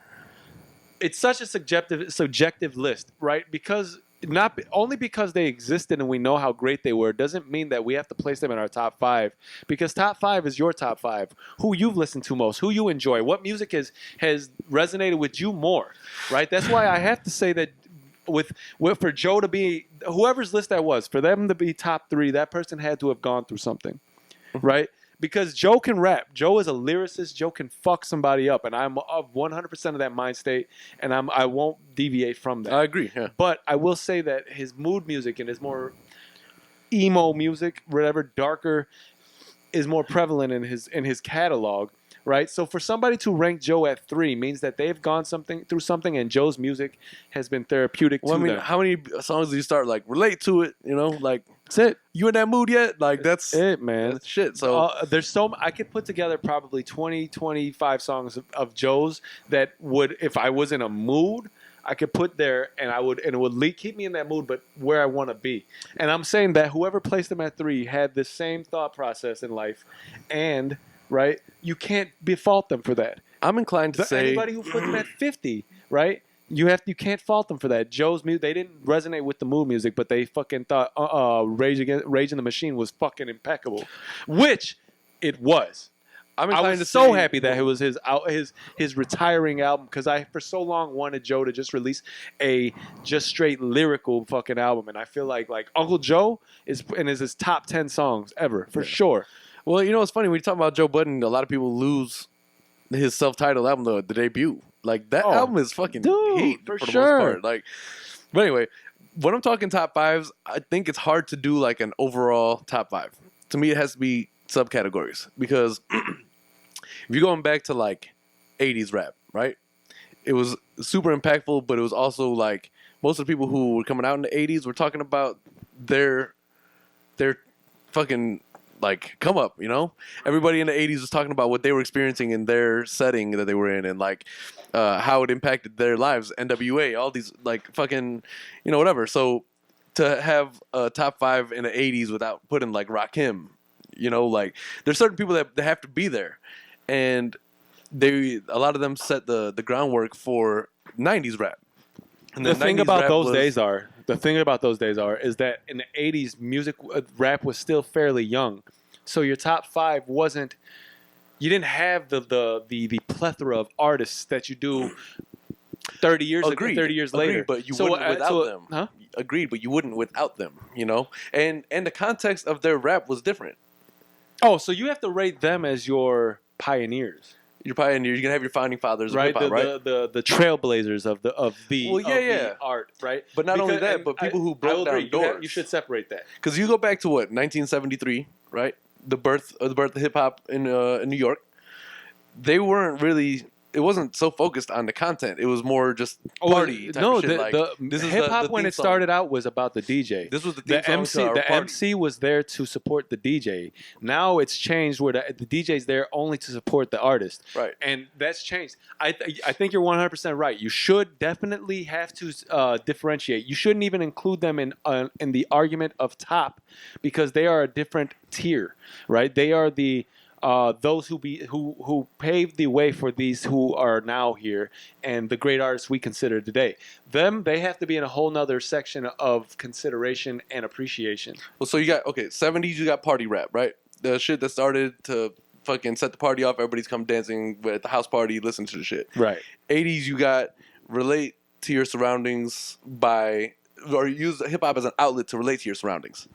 Then you got 90s rap, that's like your introduction to gangster music and all this fucking. Well, I think introduction to gangster music came around NWA in the late 80s. Yeah, but even then, NWA's album was solely to bring light to what's going on in their parts of the world. Agreed, and I think that moved that bled into the early 90s. Exactly. And then we had more gangster type music. Yeah, so they all bled into each other. But it's funny because the mid 90s was a weird time because it was so like Well, and the 90s transitioned to the 2000s, which was more Bling, braggadocio, you know? Bling, bling. You know, brag about what we're Every what time we're I spitting come out. around, you say they And then bling, you got to bling. 2010s, Bling, which is bling, just what like... about it? They bling, bling. You got to Every 2000s... time I do Shut that, up. bling, bling. You get to the 2010s. on Yokohama time, bling, bling. Then you get to the 2010s where they just drop the words Fair all usage. together. And like, you know? It's right, it's So right. so the era is kind of like, up until this regression era of the last 10 years for the most part, and don't get me wrong, like, I'm not trying to... Good music has come out during that time. Yes. Mumble rap Real or lyricists still otherwise, right? existed. Like, cause Not or otherwise. That's not ever... because there's been mumble rap songs with not only like No, they were mumble only rappers big because only. they were good club hits, but that's about it. Give me the Futures, the Migos, whatever. Those Oh, those agree. are who But but even those guys have had a feature of a Pusha, a J. Cole, a Rick Ross, where you were For like, sure. "Ooh, wee!" and that's And that might be the greatest verse you heard them spit in a year. but that's just the wave. Like, oh, Because this is what's popular right now. I'm gonna jump on it. Not Here's what I necessarily because attribute it was to: not any of that production being so fucking high. good. Production is very high quality, and you don't need that. That's the thing about nowadays. You don't need a whole studio, right? Like you can have a computer in your phone, and maybe that's it, or it's a couple small devices, and you've created a great product, very well mixed and mastered. It's clear, And that's it evident sounds from people well. releasing fucking albums in jail. you know. Well, But I mean, okay, so the hip hop formula has evolved along with the content, right? Back in the day, you had simple beat with lyricism over it. it was boom bap. That wasn't really. It was literally just boom bap. wasn't rap. necessarily mastered. You know, you put it out and It's funny too because you can hear, but if you go back to some of like Joe's catalog, Joe got so much music that motherfuckers never heard, right? Like I have a lot of music on Joe's shit that like is just him rapping on like beats that like unreleased Moon shit. Music One. There's Like, a that's whole the epitome of there's that whole shit. there's a whole what's the word I'm looking for? Series of mixtapes he released. I forget what they're called, but him just rapping and just dope verses. And I'm But telling you, like, the music sounds like trash because it's not mastered, mixed, or That's anything. volume 1, or that's Moon Music 1 in a nutshell. Like, Oh, no, this unmastered. this is worse. This is literally like you fucking hit play on your tape player and you just grabbed a microphone and started going Like over it with like that. Stained. Yeah. Like Stained is such a horribly mixed, but I love it. Yeah. Okay, so but I guess our top 5 is something that I think we can both agree. Jay and Nas, You can, yeah. 100%. I think yours, Jay, will be 1 for you. Nas will be 1 for me, and then you know what I mean, vice Right. versa. The rest is kind of hard, man. I don't know. Like for me, I try not to be afraid to bring artists in there that like aren't popular selections for a right, top 5. Right. So like artists that came out like say 2002 to 2007, like there were some big impactful artists that came out during that time. Would you put X in your top 5? I might give him like 7. Put your hands in the air, I would say Jay, 'cause we Jada's gon' probably take my top it 5. there. And I know it ain't fair, but we just don't care. Ain't no other care. I would say Jada's probably my top 5 somewhere. I know that's because he made you. I get it. Top 5 dead or alive? No. I get it, but I don't think he's top 5. I think Jadakiss is top 15 more than likely. I don't know, man. What do you place Jay? Okay, who is placed higher, Styles or Kiss? Kiss. By how much? Is there Not by much, Is there so a large? Is there a large distance No, between them? if I said top 5, I would probably put him at 5, and then Styles may be like 8. I would try, respectively, I would make them sequenced right after the other. Either 6 and 7, 11, 12, 21, 22. Same way I would put, fuck, I just lost the thought that quick. 3 Stacks and Big Boy. Yeah, they have to be sequenced together, right? I wouldn't rank them as solo artists. And again, Big Boy deserves Pac and more. Big, like all of these artists who we group together, if they're gonna like, I'm going to put them bang, bang, bang, bang. Like, they're going to sequence one after the other. I'm not going to try to, like, that's the thing about top 50. That's what I'm getting at, right? At a certain point, like, this makes sense to put them here. This goes here. But objectively speaking, you probably aren't really giving them the consideration they deserve, because now you're at a point where you just have 20 spots and 20 rappers left. And just like on a test where you're matching all the A's. And, right. Like, no, like, you know, where they're like, okay, you got this, and it matches with one of the ones across. So you got to draw a line. Yeah. Like, all right, well, fuck it. I'm just going to say that because this doesn't even make sense, right? Like, but I don't have anywhere else to put him, so he's going to go at 50. I will say, okay, I know a decent amount about both Big and Pac's catalogs. I will also say that I know probably more about Big's. Obviously, it's smaller, but It's easier to know. being that I'm a big J fan, a lot of his influence from Big, so I went back and listened and, you know, brushed up on all my history with that. Pac, I know a little bit less, but he also put out more, and I still know, you know, what's important. And to be know. fair, they died when you were Well, yeah, what, that's 7, 8. I mean, and even to talk about Reasonable Doubt as my favorite J album, that came out in '96, and I didn't. Agreed. You know, so Agreed. It's all about. I mean, that's why you have to do your history. I don't understand with these artists these days who don't go back and listen. They don't care about the art that much. That's the thing. So we have to really, for sure. We have to acknowledge the idea that there are some in the game not to be. Dude, there's the Mello. Mello was looking for the cash more than the championship. You know, some are looking for the cash more than the recognition. They don't care about that as much as they care about. I would what say that is. might be true when we were talking about the Knicks, but on Houston it was a different story. But Houston, anyway, We didn't get a good. I don't want to get to that. Yeah, right we didn't now get a because it's good too late into this show. idea of what Mello was looking for. But anyway, I kind of want to get away from the top conversation because I think we will put something together and have a more in-depth conversation more than likely. Because this can go for days, right? We can talk about like why and where and who and why and what the fuck and all this. Yeah. The second thing I want to talk about, or like the last thing, because I think we're kind of like how far, where are we at? I don't know, maybe an hour and 15, hour 20. I do want to talk about the game Rick Ross conversation that's popped up as of late because of obviously Port of Miami 2 dropping the other day, Right. which I will say, even though it is How do Court keep doing that? Huh? I have no clue. Even though it is, I've listened to it 2 times. Yeah. I'll say it's a decent album. I'm not gonna say I expected more. I really did. And I mean, Port of Miami, that's the problem with artists when they come back with a part 2 of an album that was great. I hate when they do that. Like, Port of Miami was a great album. And it was like your first introduction to Rick Ross, and you had Jay on the album. Yeah, Boss on there. Jay was his co-signer. It was the reason why he was what he was when he first came out, you know?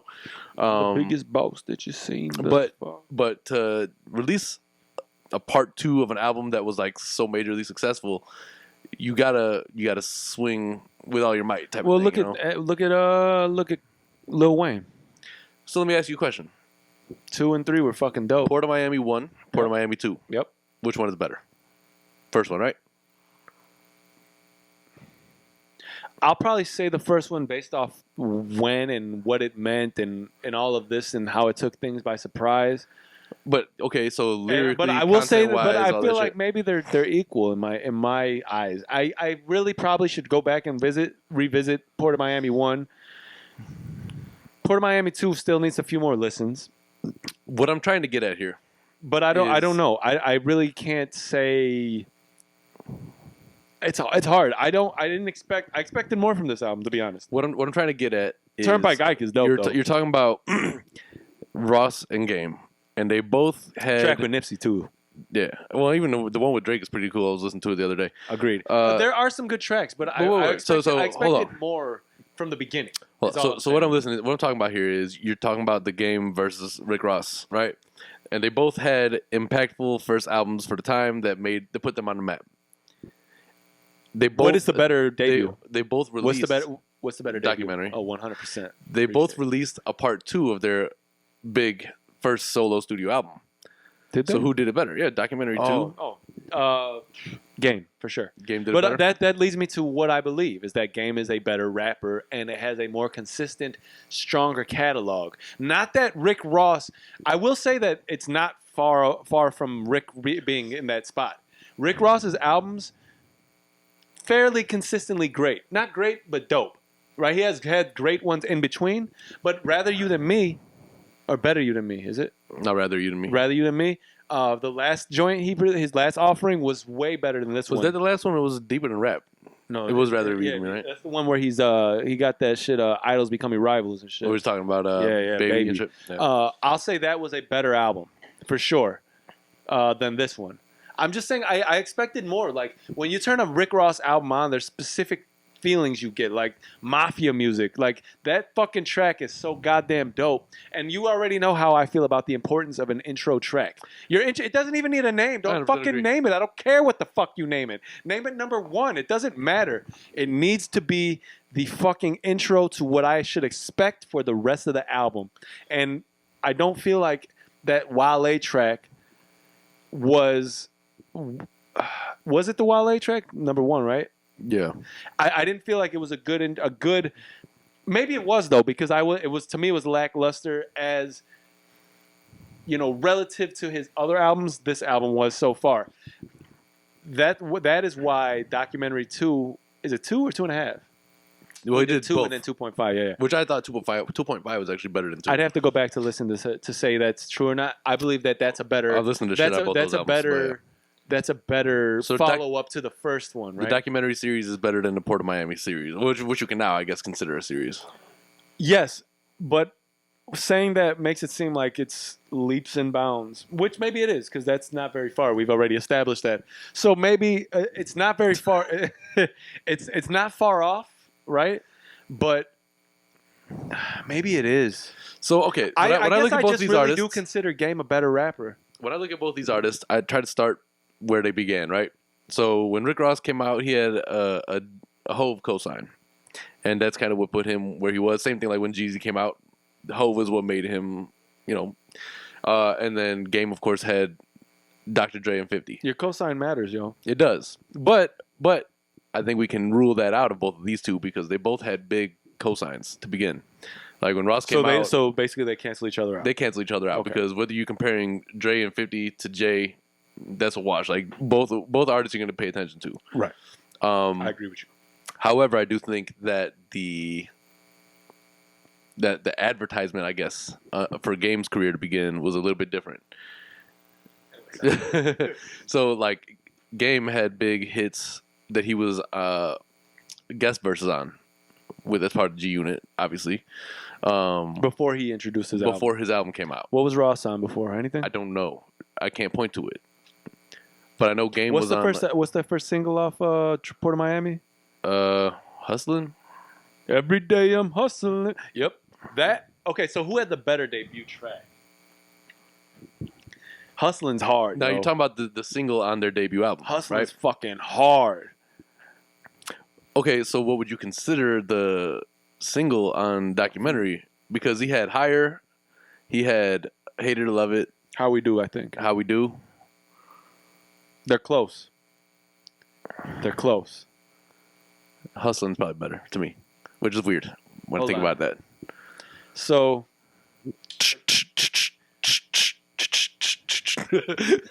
this I don't know, man. Yeah, I think Hustling to me, Hustling both of is better those tracks are fucking hard. Okay, not the original version of Hustling.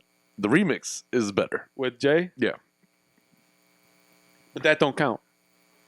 but was that on the album? Maybe so, But it wasn't the single release. Yeah, that's what I'm getting at. The remix isn't the original. So what I'm saying is, How We Do is the original with 50 on it, and Hustling was by itself, obviously with nobody else. But I think you got to give. I give it to Ross on that one, actually. I do too, and here's why. How We Do is a very like clubby kind of, you know. But it's still fucking. Oh, it is. It goes fucking hard, man. But I mean, again, I go back to the fact that the Documentary isn't the best Game's best album to me. That's debatable for me. What I'll say is this: because of the impact that Hustlin' had, right? Nobody had this seemingly unknown big black bearded motherfucker coming out like apparently the way seemingly very just like fucking imposing and strong and whatnot, right? and rapping like we had never heard before from Miami. You know, that whole thing, right, was really a whole thing. LA's got rappers. It's a scene, but you didn't really expect Miami to bring out. You had who? You had a few people, right? You had fucking Trick Daddy. Who's dude from Too Shorts from over there? I think in Florida. No, Too Shorts from the Bay. Really? Yeah. Who am I thinking about from fucking Luke, Devin the Dude, somebody. Yeah, probably Uncle Luke. Yeah, one of the motherfuckers. But he right? was, I mean, well, all I'm saying is there were rappers there before, Right. but you didn't consider rap to be as like Trick probably has some hard rap, and if we're missing out Miami rappers, Maisha, let me know. But and maybe if we have other people listening, you can do the same. You know, you got right. It's not like a Maisha only comment section. Right. You know what I'm saying? But all I'm saying for me is that you didn't expect what Ross brought from there. And Hustling was so fucking like, whoa, what is this shit? Like, he riding around in that 7 Series in the motherfucking video. You're like, oh shit, this motherfucker, who is he? I want to know. But that wasn't anything new because you also had Stunt 101 that came out before that with him talking about the 7 Series riding around. No, I'm not talking about the 7 Series. The combination of what it was like. But to me, it wasn't about that because I knew Miami. Who's this dude Miami. riding around Dade? No, I'm not talking about the money, but I'm like, who's this dude riding around Dade like a boss? Like, who is this motherfucker? Like, we've never heard anything from him, and if we have, I can't remember. It's slipping my mind. What I'm saying about Game is that Game, we knew who Game was because Game came in the game with. Game came into the game, the rap field, off of 50's back, right? You had already heard him. He actually started as a Dre artist. No, I get you, but you heard he was springboarded, right? But before his first single came out, you heard who he was, right? I don't remember hearing Rick Ross on anything, unless he was on he probably was DJ Khaled something. He was probably on something, but again, that's part of the difference, right? Is like we don't remember the advertisement, the marketing for his. We don't remember what he was on. We remember that. But considering the marketing being what it was for Port of Miami, it was still came out to be big. I bought it when it first came out. Oh, marketing was big because Hustlin' was the first dude. That was at 02? No, I'm wrong. 04, 05 maybe. Somewhere around those times. That's when Hustlin' They came out. Their album dropped right around the same time. And that's why the comparison is so dope. Because they've been in the game as long. It's funny, it just so happens that 50 was beefing with Ross or something. But anyway. Yeah, that goes a whole nother And then story. he started beefing with Game. So let me tell you something about 50. 50's my favorite fucking person. I don't give a fuck. He's a hilarious troll. Anyway, I don't got much more to say about it. Like, we can deep dive into this forever. But I will say that in the conversation of Rick Ross to Game, the Game is a better rapper. Who got a better discography? Probably the Game. I would agree. But that is a conversation where it is a very, very close. Because when we're talking about projects, Ross hasn't disappointed much either. I will say this much. But you don't. Okay, they both have improved as their projects have gone on. Agreed. I think that Port of Miami isn't Ross's best project. No, it's a regression. I also think that the documentary isn't the best Game project. But that was his first. Right. You said Port of Miami the first and one. Okay. This has been my problem with rap for some time now, right? Fans look at these artists and they're like, oh, their debut album is their classic. It put them on the map. Look, Illmatic's Nas' best album. Listen, you know why Illmatic is the best Nas album, dude? I just learned recently. I didn't know that. I think his pops Oludara is on Life's a Bitch. I didn't know that, but then you hear It wasn't his pops on Life's a Bitch. But then you hear the horns in there, and you're like, oh, that makes sense. But besides that, like, not rapping, like the horns. Right. 10 tracks, all fire, leave you wanting more. It was like from this chip-tooth kid from fucking Queens, like he's in, like, it was just this whole combination of shit. Like, don't get me wrong, It Was Written is probably better, but Illmatic you know why it was written. You have to incorporate the impact in which it had when it came out. But remember, for me, it came out in '94. What's a better album, 36 Chambers or Forever? 36. Okay. But it's a rawer album. It's but shorter. I'm not saying it's across Also, the board. We already know my beef with double albums. I'm not saying it's across the board. I'm just saying there are certain, like, but I only brought that up because they were like super similar in release times. I think 92 was 36. No. Maybe maybe wrong. I may be wrong. I don't think it was that long between their albums. Maybe 93, 94. Yeah, probably. You know, but go ahead. I'm not saying that it's across the board, right? But there's just too much of a unanimous like, oh, that's their first album. That's what put them on the map. That's their best album. Agreed. To me, that's not true. To me, It Was Written was better. You have a slightly more polished Nas, somebody who Dre production, dude. Well, right. And Dr. Dre, what up? But what's up, Nas? Nas is coming. I mean, that's like Nasty. that's like saying it's Dark and Hell is Hot is the best fucking DMX album because you can Hate Me Now on there. Fucking Puff is on it. I'll probably say Flesh of My Flesh. Yeah, still to me isn't that. You serious? And then there was X. Man, look to me like yo. the first 10 tracks on that album are fucking. You can't go wrong. You can say the same with all. You can say. Well, I mean, okay. Let's be fair. Probably on all of DMX's album, you can say the same. yeah.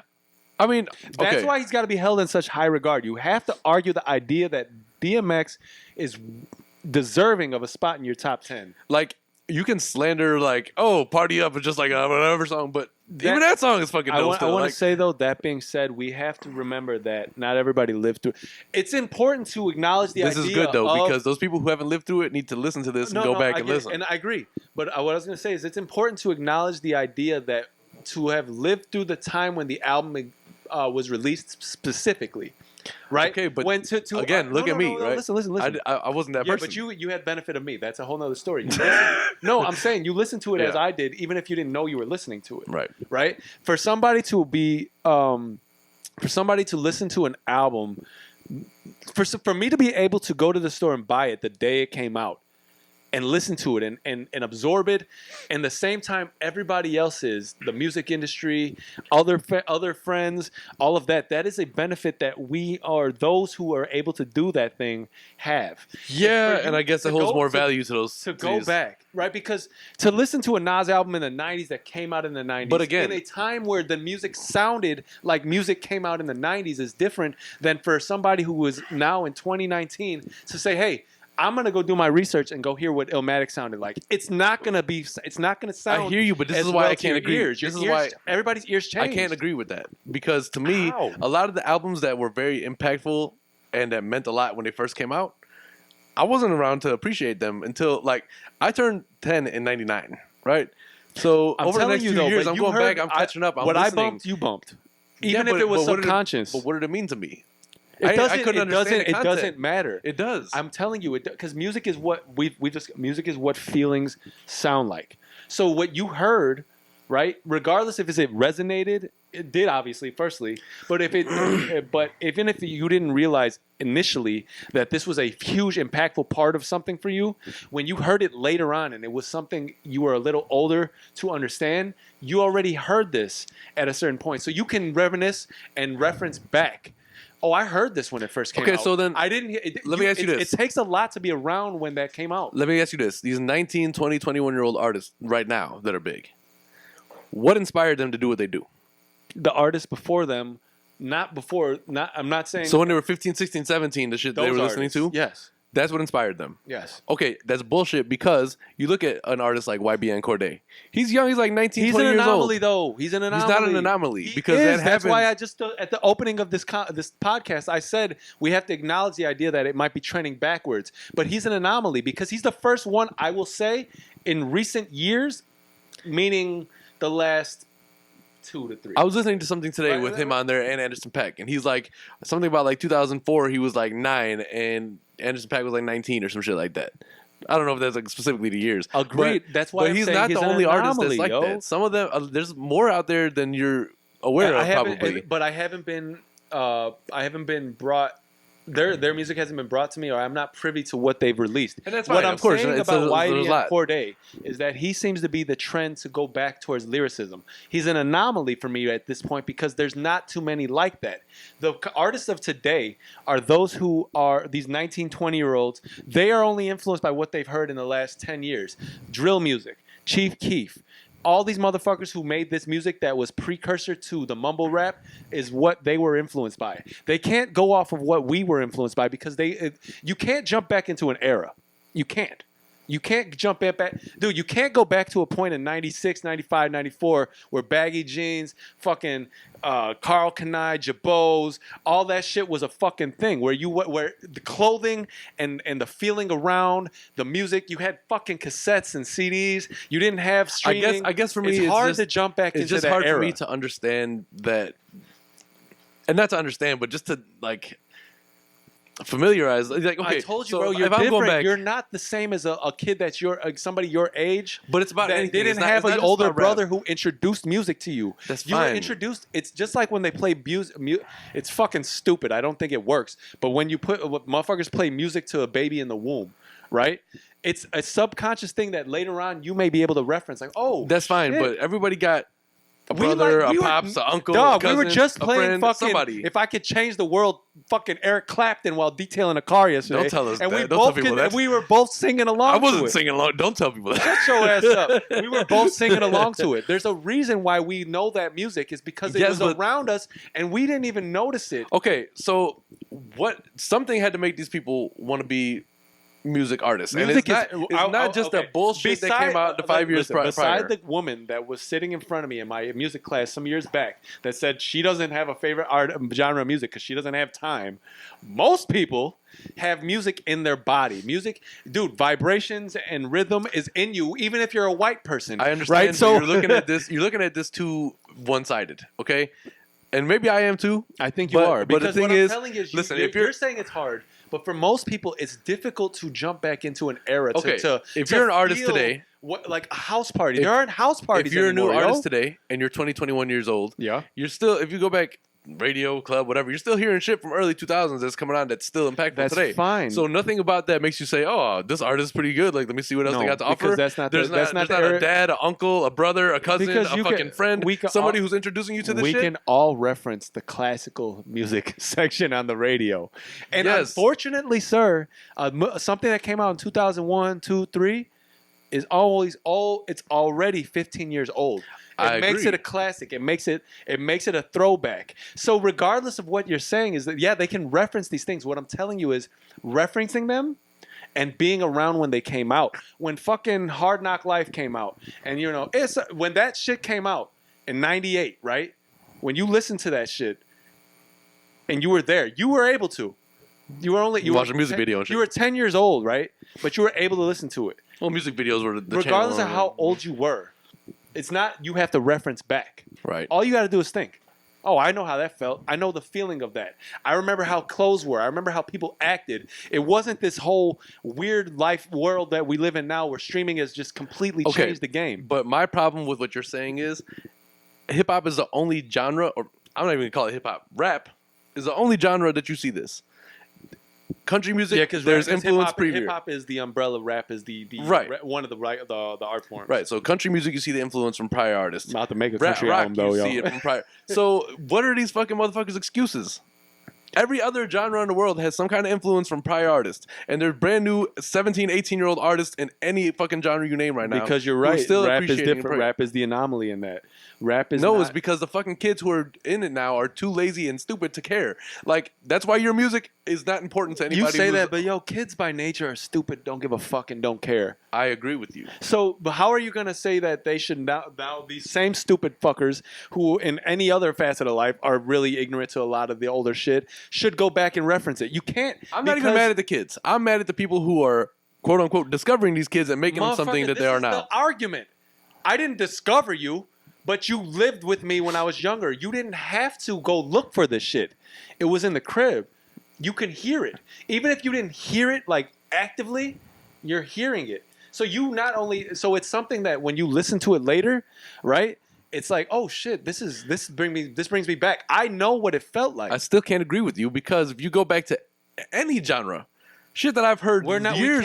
No. Those Just genres can't be applied. Just listen to what I'm saying. But we can- Listen to can't what be applied. You have to listen to what Rap is a Shut different animal. up for a second. What I'm saying is, if you go back to any other genre that I don't like, because I'm very fucking Like or not I'm a like. music snob. Like or not like. Like or Right. not like. I'm a music snob Because we're talking about general speaking. I prefer hip hop, rap, R&B. Those are what I'm I with stick you. with. I'm with you. So you go back to Although any we're about other- to make a country album, bro. you go back to any other genre, 80s, 70s music. I may not have grew up with it. It may not have a special place in my heart, but I know it and I'm aware of the influences. Okay. And Now, before you continue, I want to ask: are you talking about when you're referencing those eras? right. Are we talking about a person today referencing them, or somebody back in the '90s referencing a '70s, '80s, '60s song? I'm not talking about having Because the influence that's in somebody's music today. What I'm talking about is like, let's say I worked at Dominic's for a while, right? Let's say, A long time. or we can say for sure. And the music that they had on their no fucking disrespect, man. Work is work, yo. on the music they had over their fucking radio station that they played throughout the day. A lot of that shit. Not only do I know it, You memorize it. not only do I know it front to back, but now I'm aware of like certain influences it had to other genres. I'm aware of like certain artists that have sampled some of the fucking melodies, whatever And this it was. is what it comes down to. This is what it really comes down to. How much do you really love music? And if you don't, why are you making it for a living? Just for the money. Yeah, I'll do it. Yes, but it's different. I love music, Right.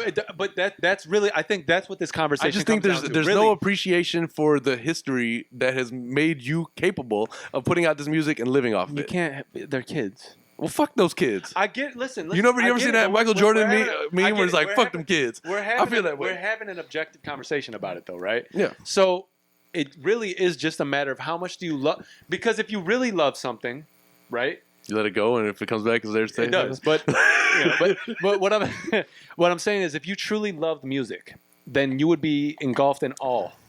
But if you only really love the idea that what the music can bring to you, then you're not really worried about what was hot before or later. You're worried about right now. Because what really only matters is today, especially with a lot of kids who have come up in a specific situation and then grown up to be a rapper, right? Because we know folks who live in situations where any day is your last, right? And I will still And largely that being the dispute that case, that's the why case should for I most look of them. tomorrow? I'm I worried s- about what today brings me. I still largely dispute that that's the case for a lot of them.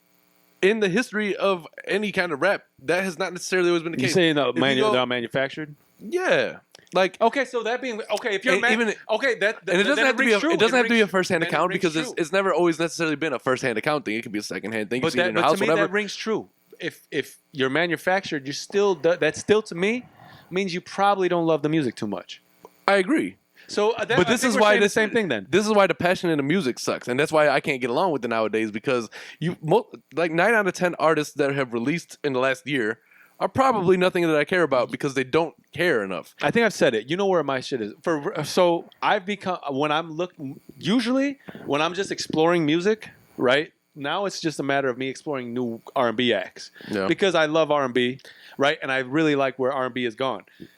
If I'm going to look for a hip hop act, I go specifically to what I want to hear. Like, oh, somebody's like, hey, dude, check this guy out. Word. Search, check him out. Cool. If I like him, I like him. I don't, I don't.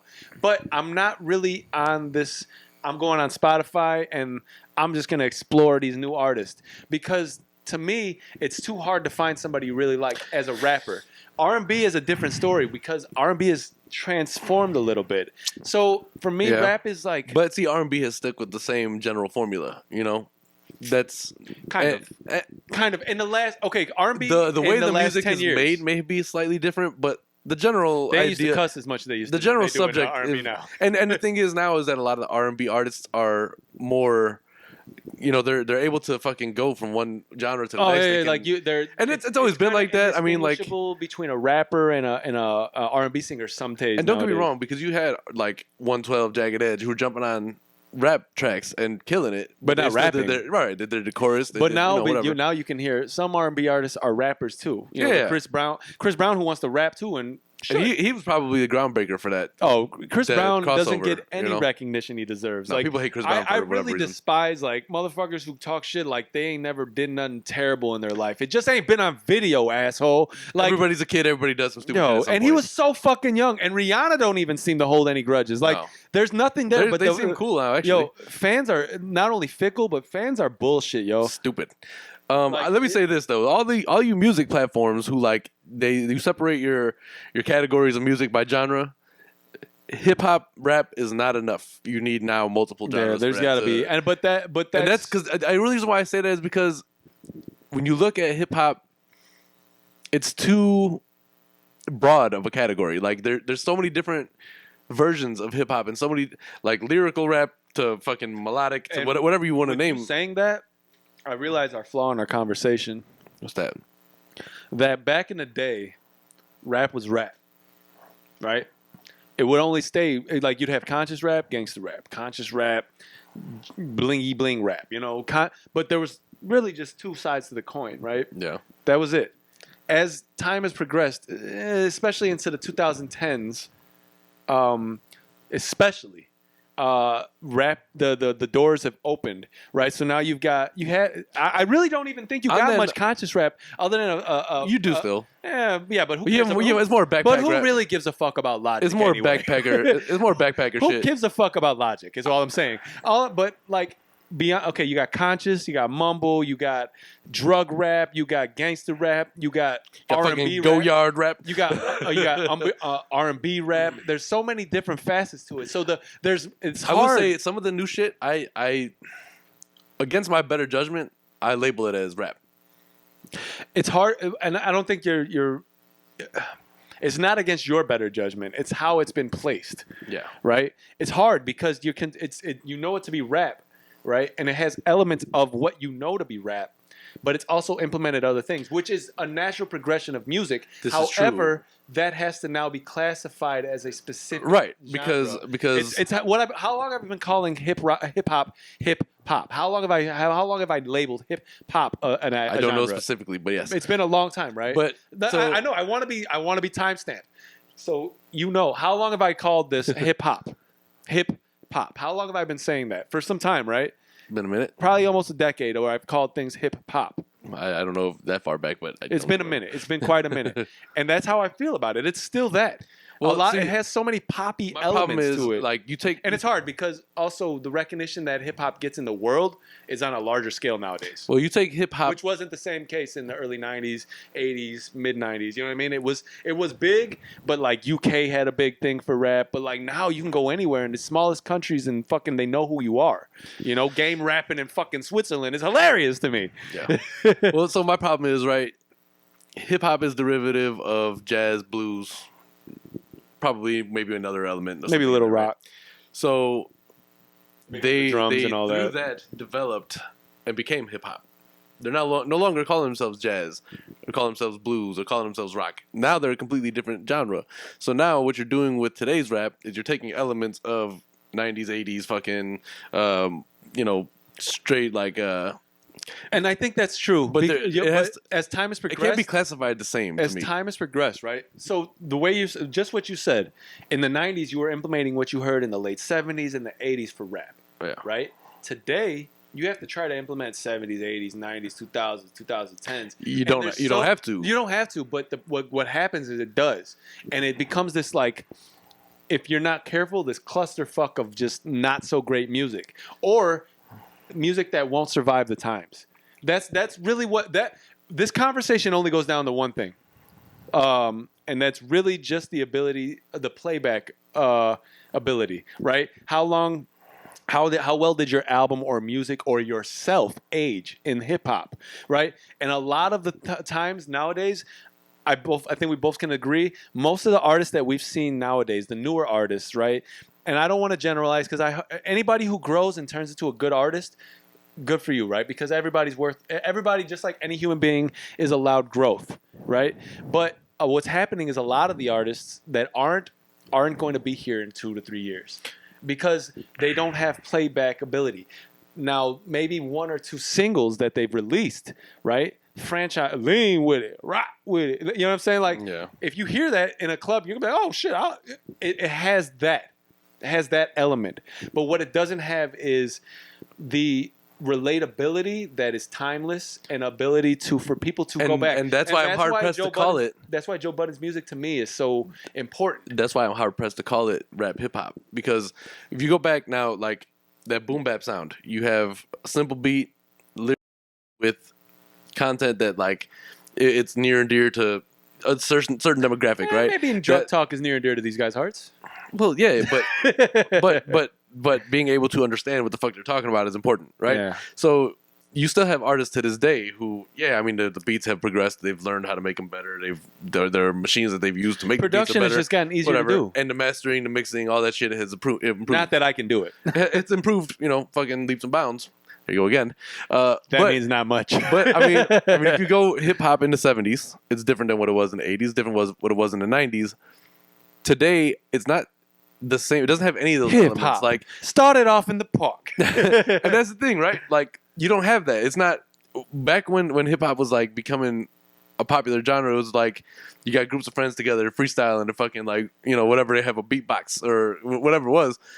Now it's like you took elements that made the production part similar, and then all the content, the lyricism, a lot of that shit is lost. You used to have artists that do it.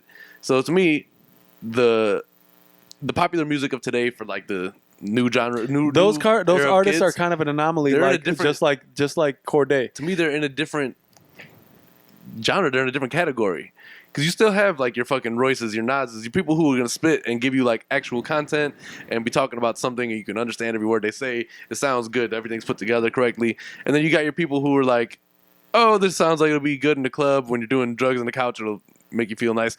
Like, there's room for everything, though. There's room for everything, but you can't label it all as the same. Right, but at where does it stop? Because there's so many. If that's the case, there's a very large amount of subcategories of rap. Then for sure, but so you gotta really. At a certain point, it becomes too. I think when you let's say you have rap, hip hop, right, whatever, and now you got 6-7 different genres. Like at a certain point, it becomes to a point where you're like, no, what's the umbrella? All right, it's all rap. I think what I don't like about it is not completely, but part of what I don't like about it is, as far as musical genres go, hip hop kind of most ambiguous. And and like the other genres kind of look down on hip hop because of. It's funny though because they ain't making nowhere near as money or getting anywhere near as recognition or having anywhere near. I as wouldn't more be too sure because country music makes all types of money. Country music's a different story, but like in terms of impact on the world, nobody has as much impact as hip hop. Well, I mean that's the world fucking wide, and I'll dispute that. The beautiful thing about hip hop is it's room for everybody to tell their story, right? That's like one of the basis things of hip hop, like. You tell your story over this beat. And whatever your story is, there's going to be and that's another thing to each his own. We've talked about it in the early episodes, right? Just because we don't listen to it doesn't mean that there's not a person that out there it doesn't resonate with. For sure. And I'm not talking about... That's subjectivity that is I'm not necessarily with Joe talking Budden about being involved at 3 or 5 or 50 or whatever. I'm not necessarily talking about the subject matter as much as the way the subject is carried out. Because, I mean, nowadays, hip-hop is more accepting than anything else. I think mumble rap is more like... It's like stupid. It's weird. It's very harmonic and different. Like, and again, thank God. It just literally seems like you're like it's literally drug music. Yeah, it is. And what it comes down to, my last thought, really, because I know we're getting to that point, is that we've been going for almost 2 hours, right? Hour and a half right now. Yeah, maybe? I would say that those who there's artists out there, they're few and far between, but there's artists out there who are going to do the research and do care about the art form. Yeah. The Joey Badasses of the world, but he's been around for a minute. But and there's those that don't care. They're creating music for the generation now, who also history is lost upon. So music is for everybody, man. To each his own. My list isn't your list isn't my list, but we both can appreciate. All that matters is that we can talk about hip hop, right? Your land. This land is my land. So all I'm saying is all that matters is in the conversation we both can acknowledge that yes, they are different, but it doesn't matter because if what resonates with you doesn't resonate with me, right? People who may have not had bad times where Joe Budden's music helped them through it, right? 10 minutes is such a fucking great song, Yeah. But people don't only listen to it because it's 10 minutes long. Whatever it is, right? It's funny because I know mostly every word to that I can tell you that whole song. But for me, just because you didn't have those times, right? And Joe Budden's music doesn't resonate as much with you. That's fine. We can discuss that. But you are understanding and appreciating that my 5 isn't your 5, and the reason I've placed him here is because of the significance it holds for me. But see, most of the true hip hop heads, and this is the problem for me, is that most of those top 5s follow the basic formula. That's true. Of hip hop. I get you. Most people have the same top 5. not necessarily the same top, but like top 3. all the artists There's at least 3 artists in the top 5 that most people will say are the same. I would top say 5. there's a pool of maybe 10, 15 artists that are interchangeable for people in the top 5. Agreed. I'm with But you. they I follow like the that same better. basic formula of hip hop. Yeah. Right. And I think, and it's probably just a disconnect with age and era and but like, and not to take anything away from certain artists of today, because certain artists who are even brand new, they understand that, and they done their history, and they, And that's what I said. Like, if they're gonna do their research, they're gonna. If they're not, but there's they certain just things won't. that they classify as hip hop that I just do not like, and fine. it's not necessarily that I don't like. I just don't think it. Okay, it is that I don't like it, but also it's that It's it just- doesn't follow the same It just formula goes along that with makes the hip-hop idea that hip-hop. music is super subjective. It really music, Something out there for everybody. What touches your heart or your strings your whatever they Pulls your heartstrings. your heartstrings. That's the term. Whatever pulls Even at got your no strings on whatever my heart. tugs at your heartstrings. That's what matters to you, and I can't hate on that, regardless if I like it or not, because it's so subjective. You know, I'm still gonna hate on it, but you already expected that. we already knew Adam was a hater. That's episode 54. Yeah, let's close this shit out. Hey, thank you all for listening to our hip hop discussion today. Happy Indeed, birthday, indeed. hip hop. Shout out to Dave and all them. Yes, you know, sir. Shout out to Dave, man. we'll give Dave's y'all still an doing update his on that thing. soon. So, yep. Opposite shout out to Glenn, because that's just how it goes. And All that day. was episode 54. Holla, y'all. Peace. Peace.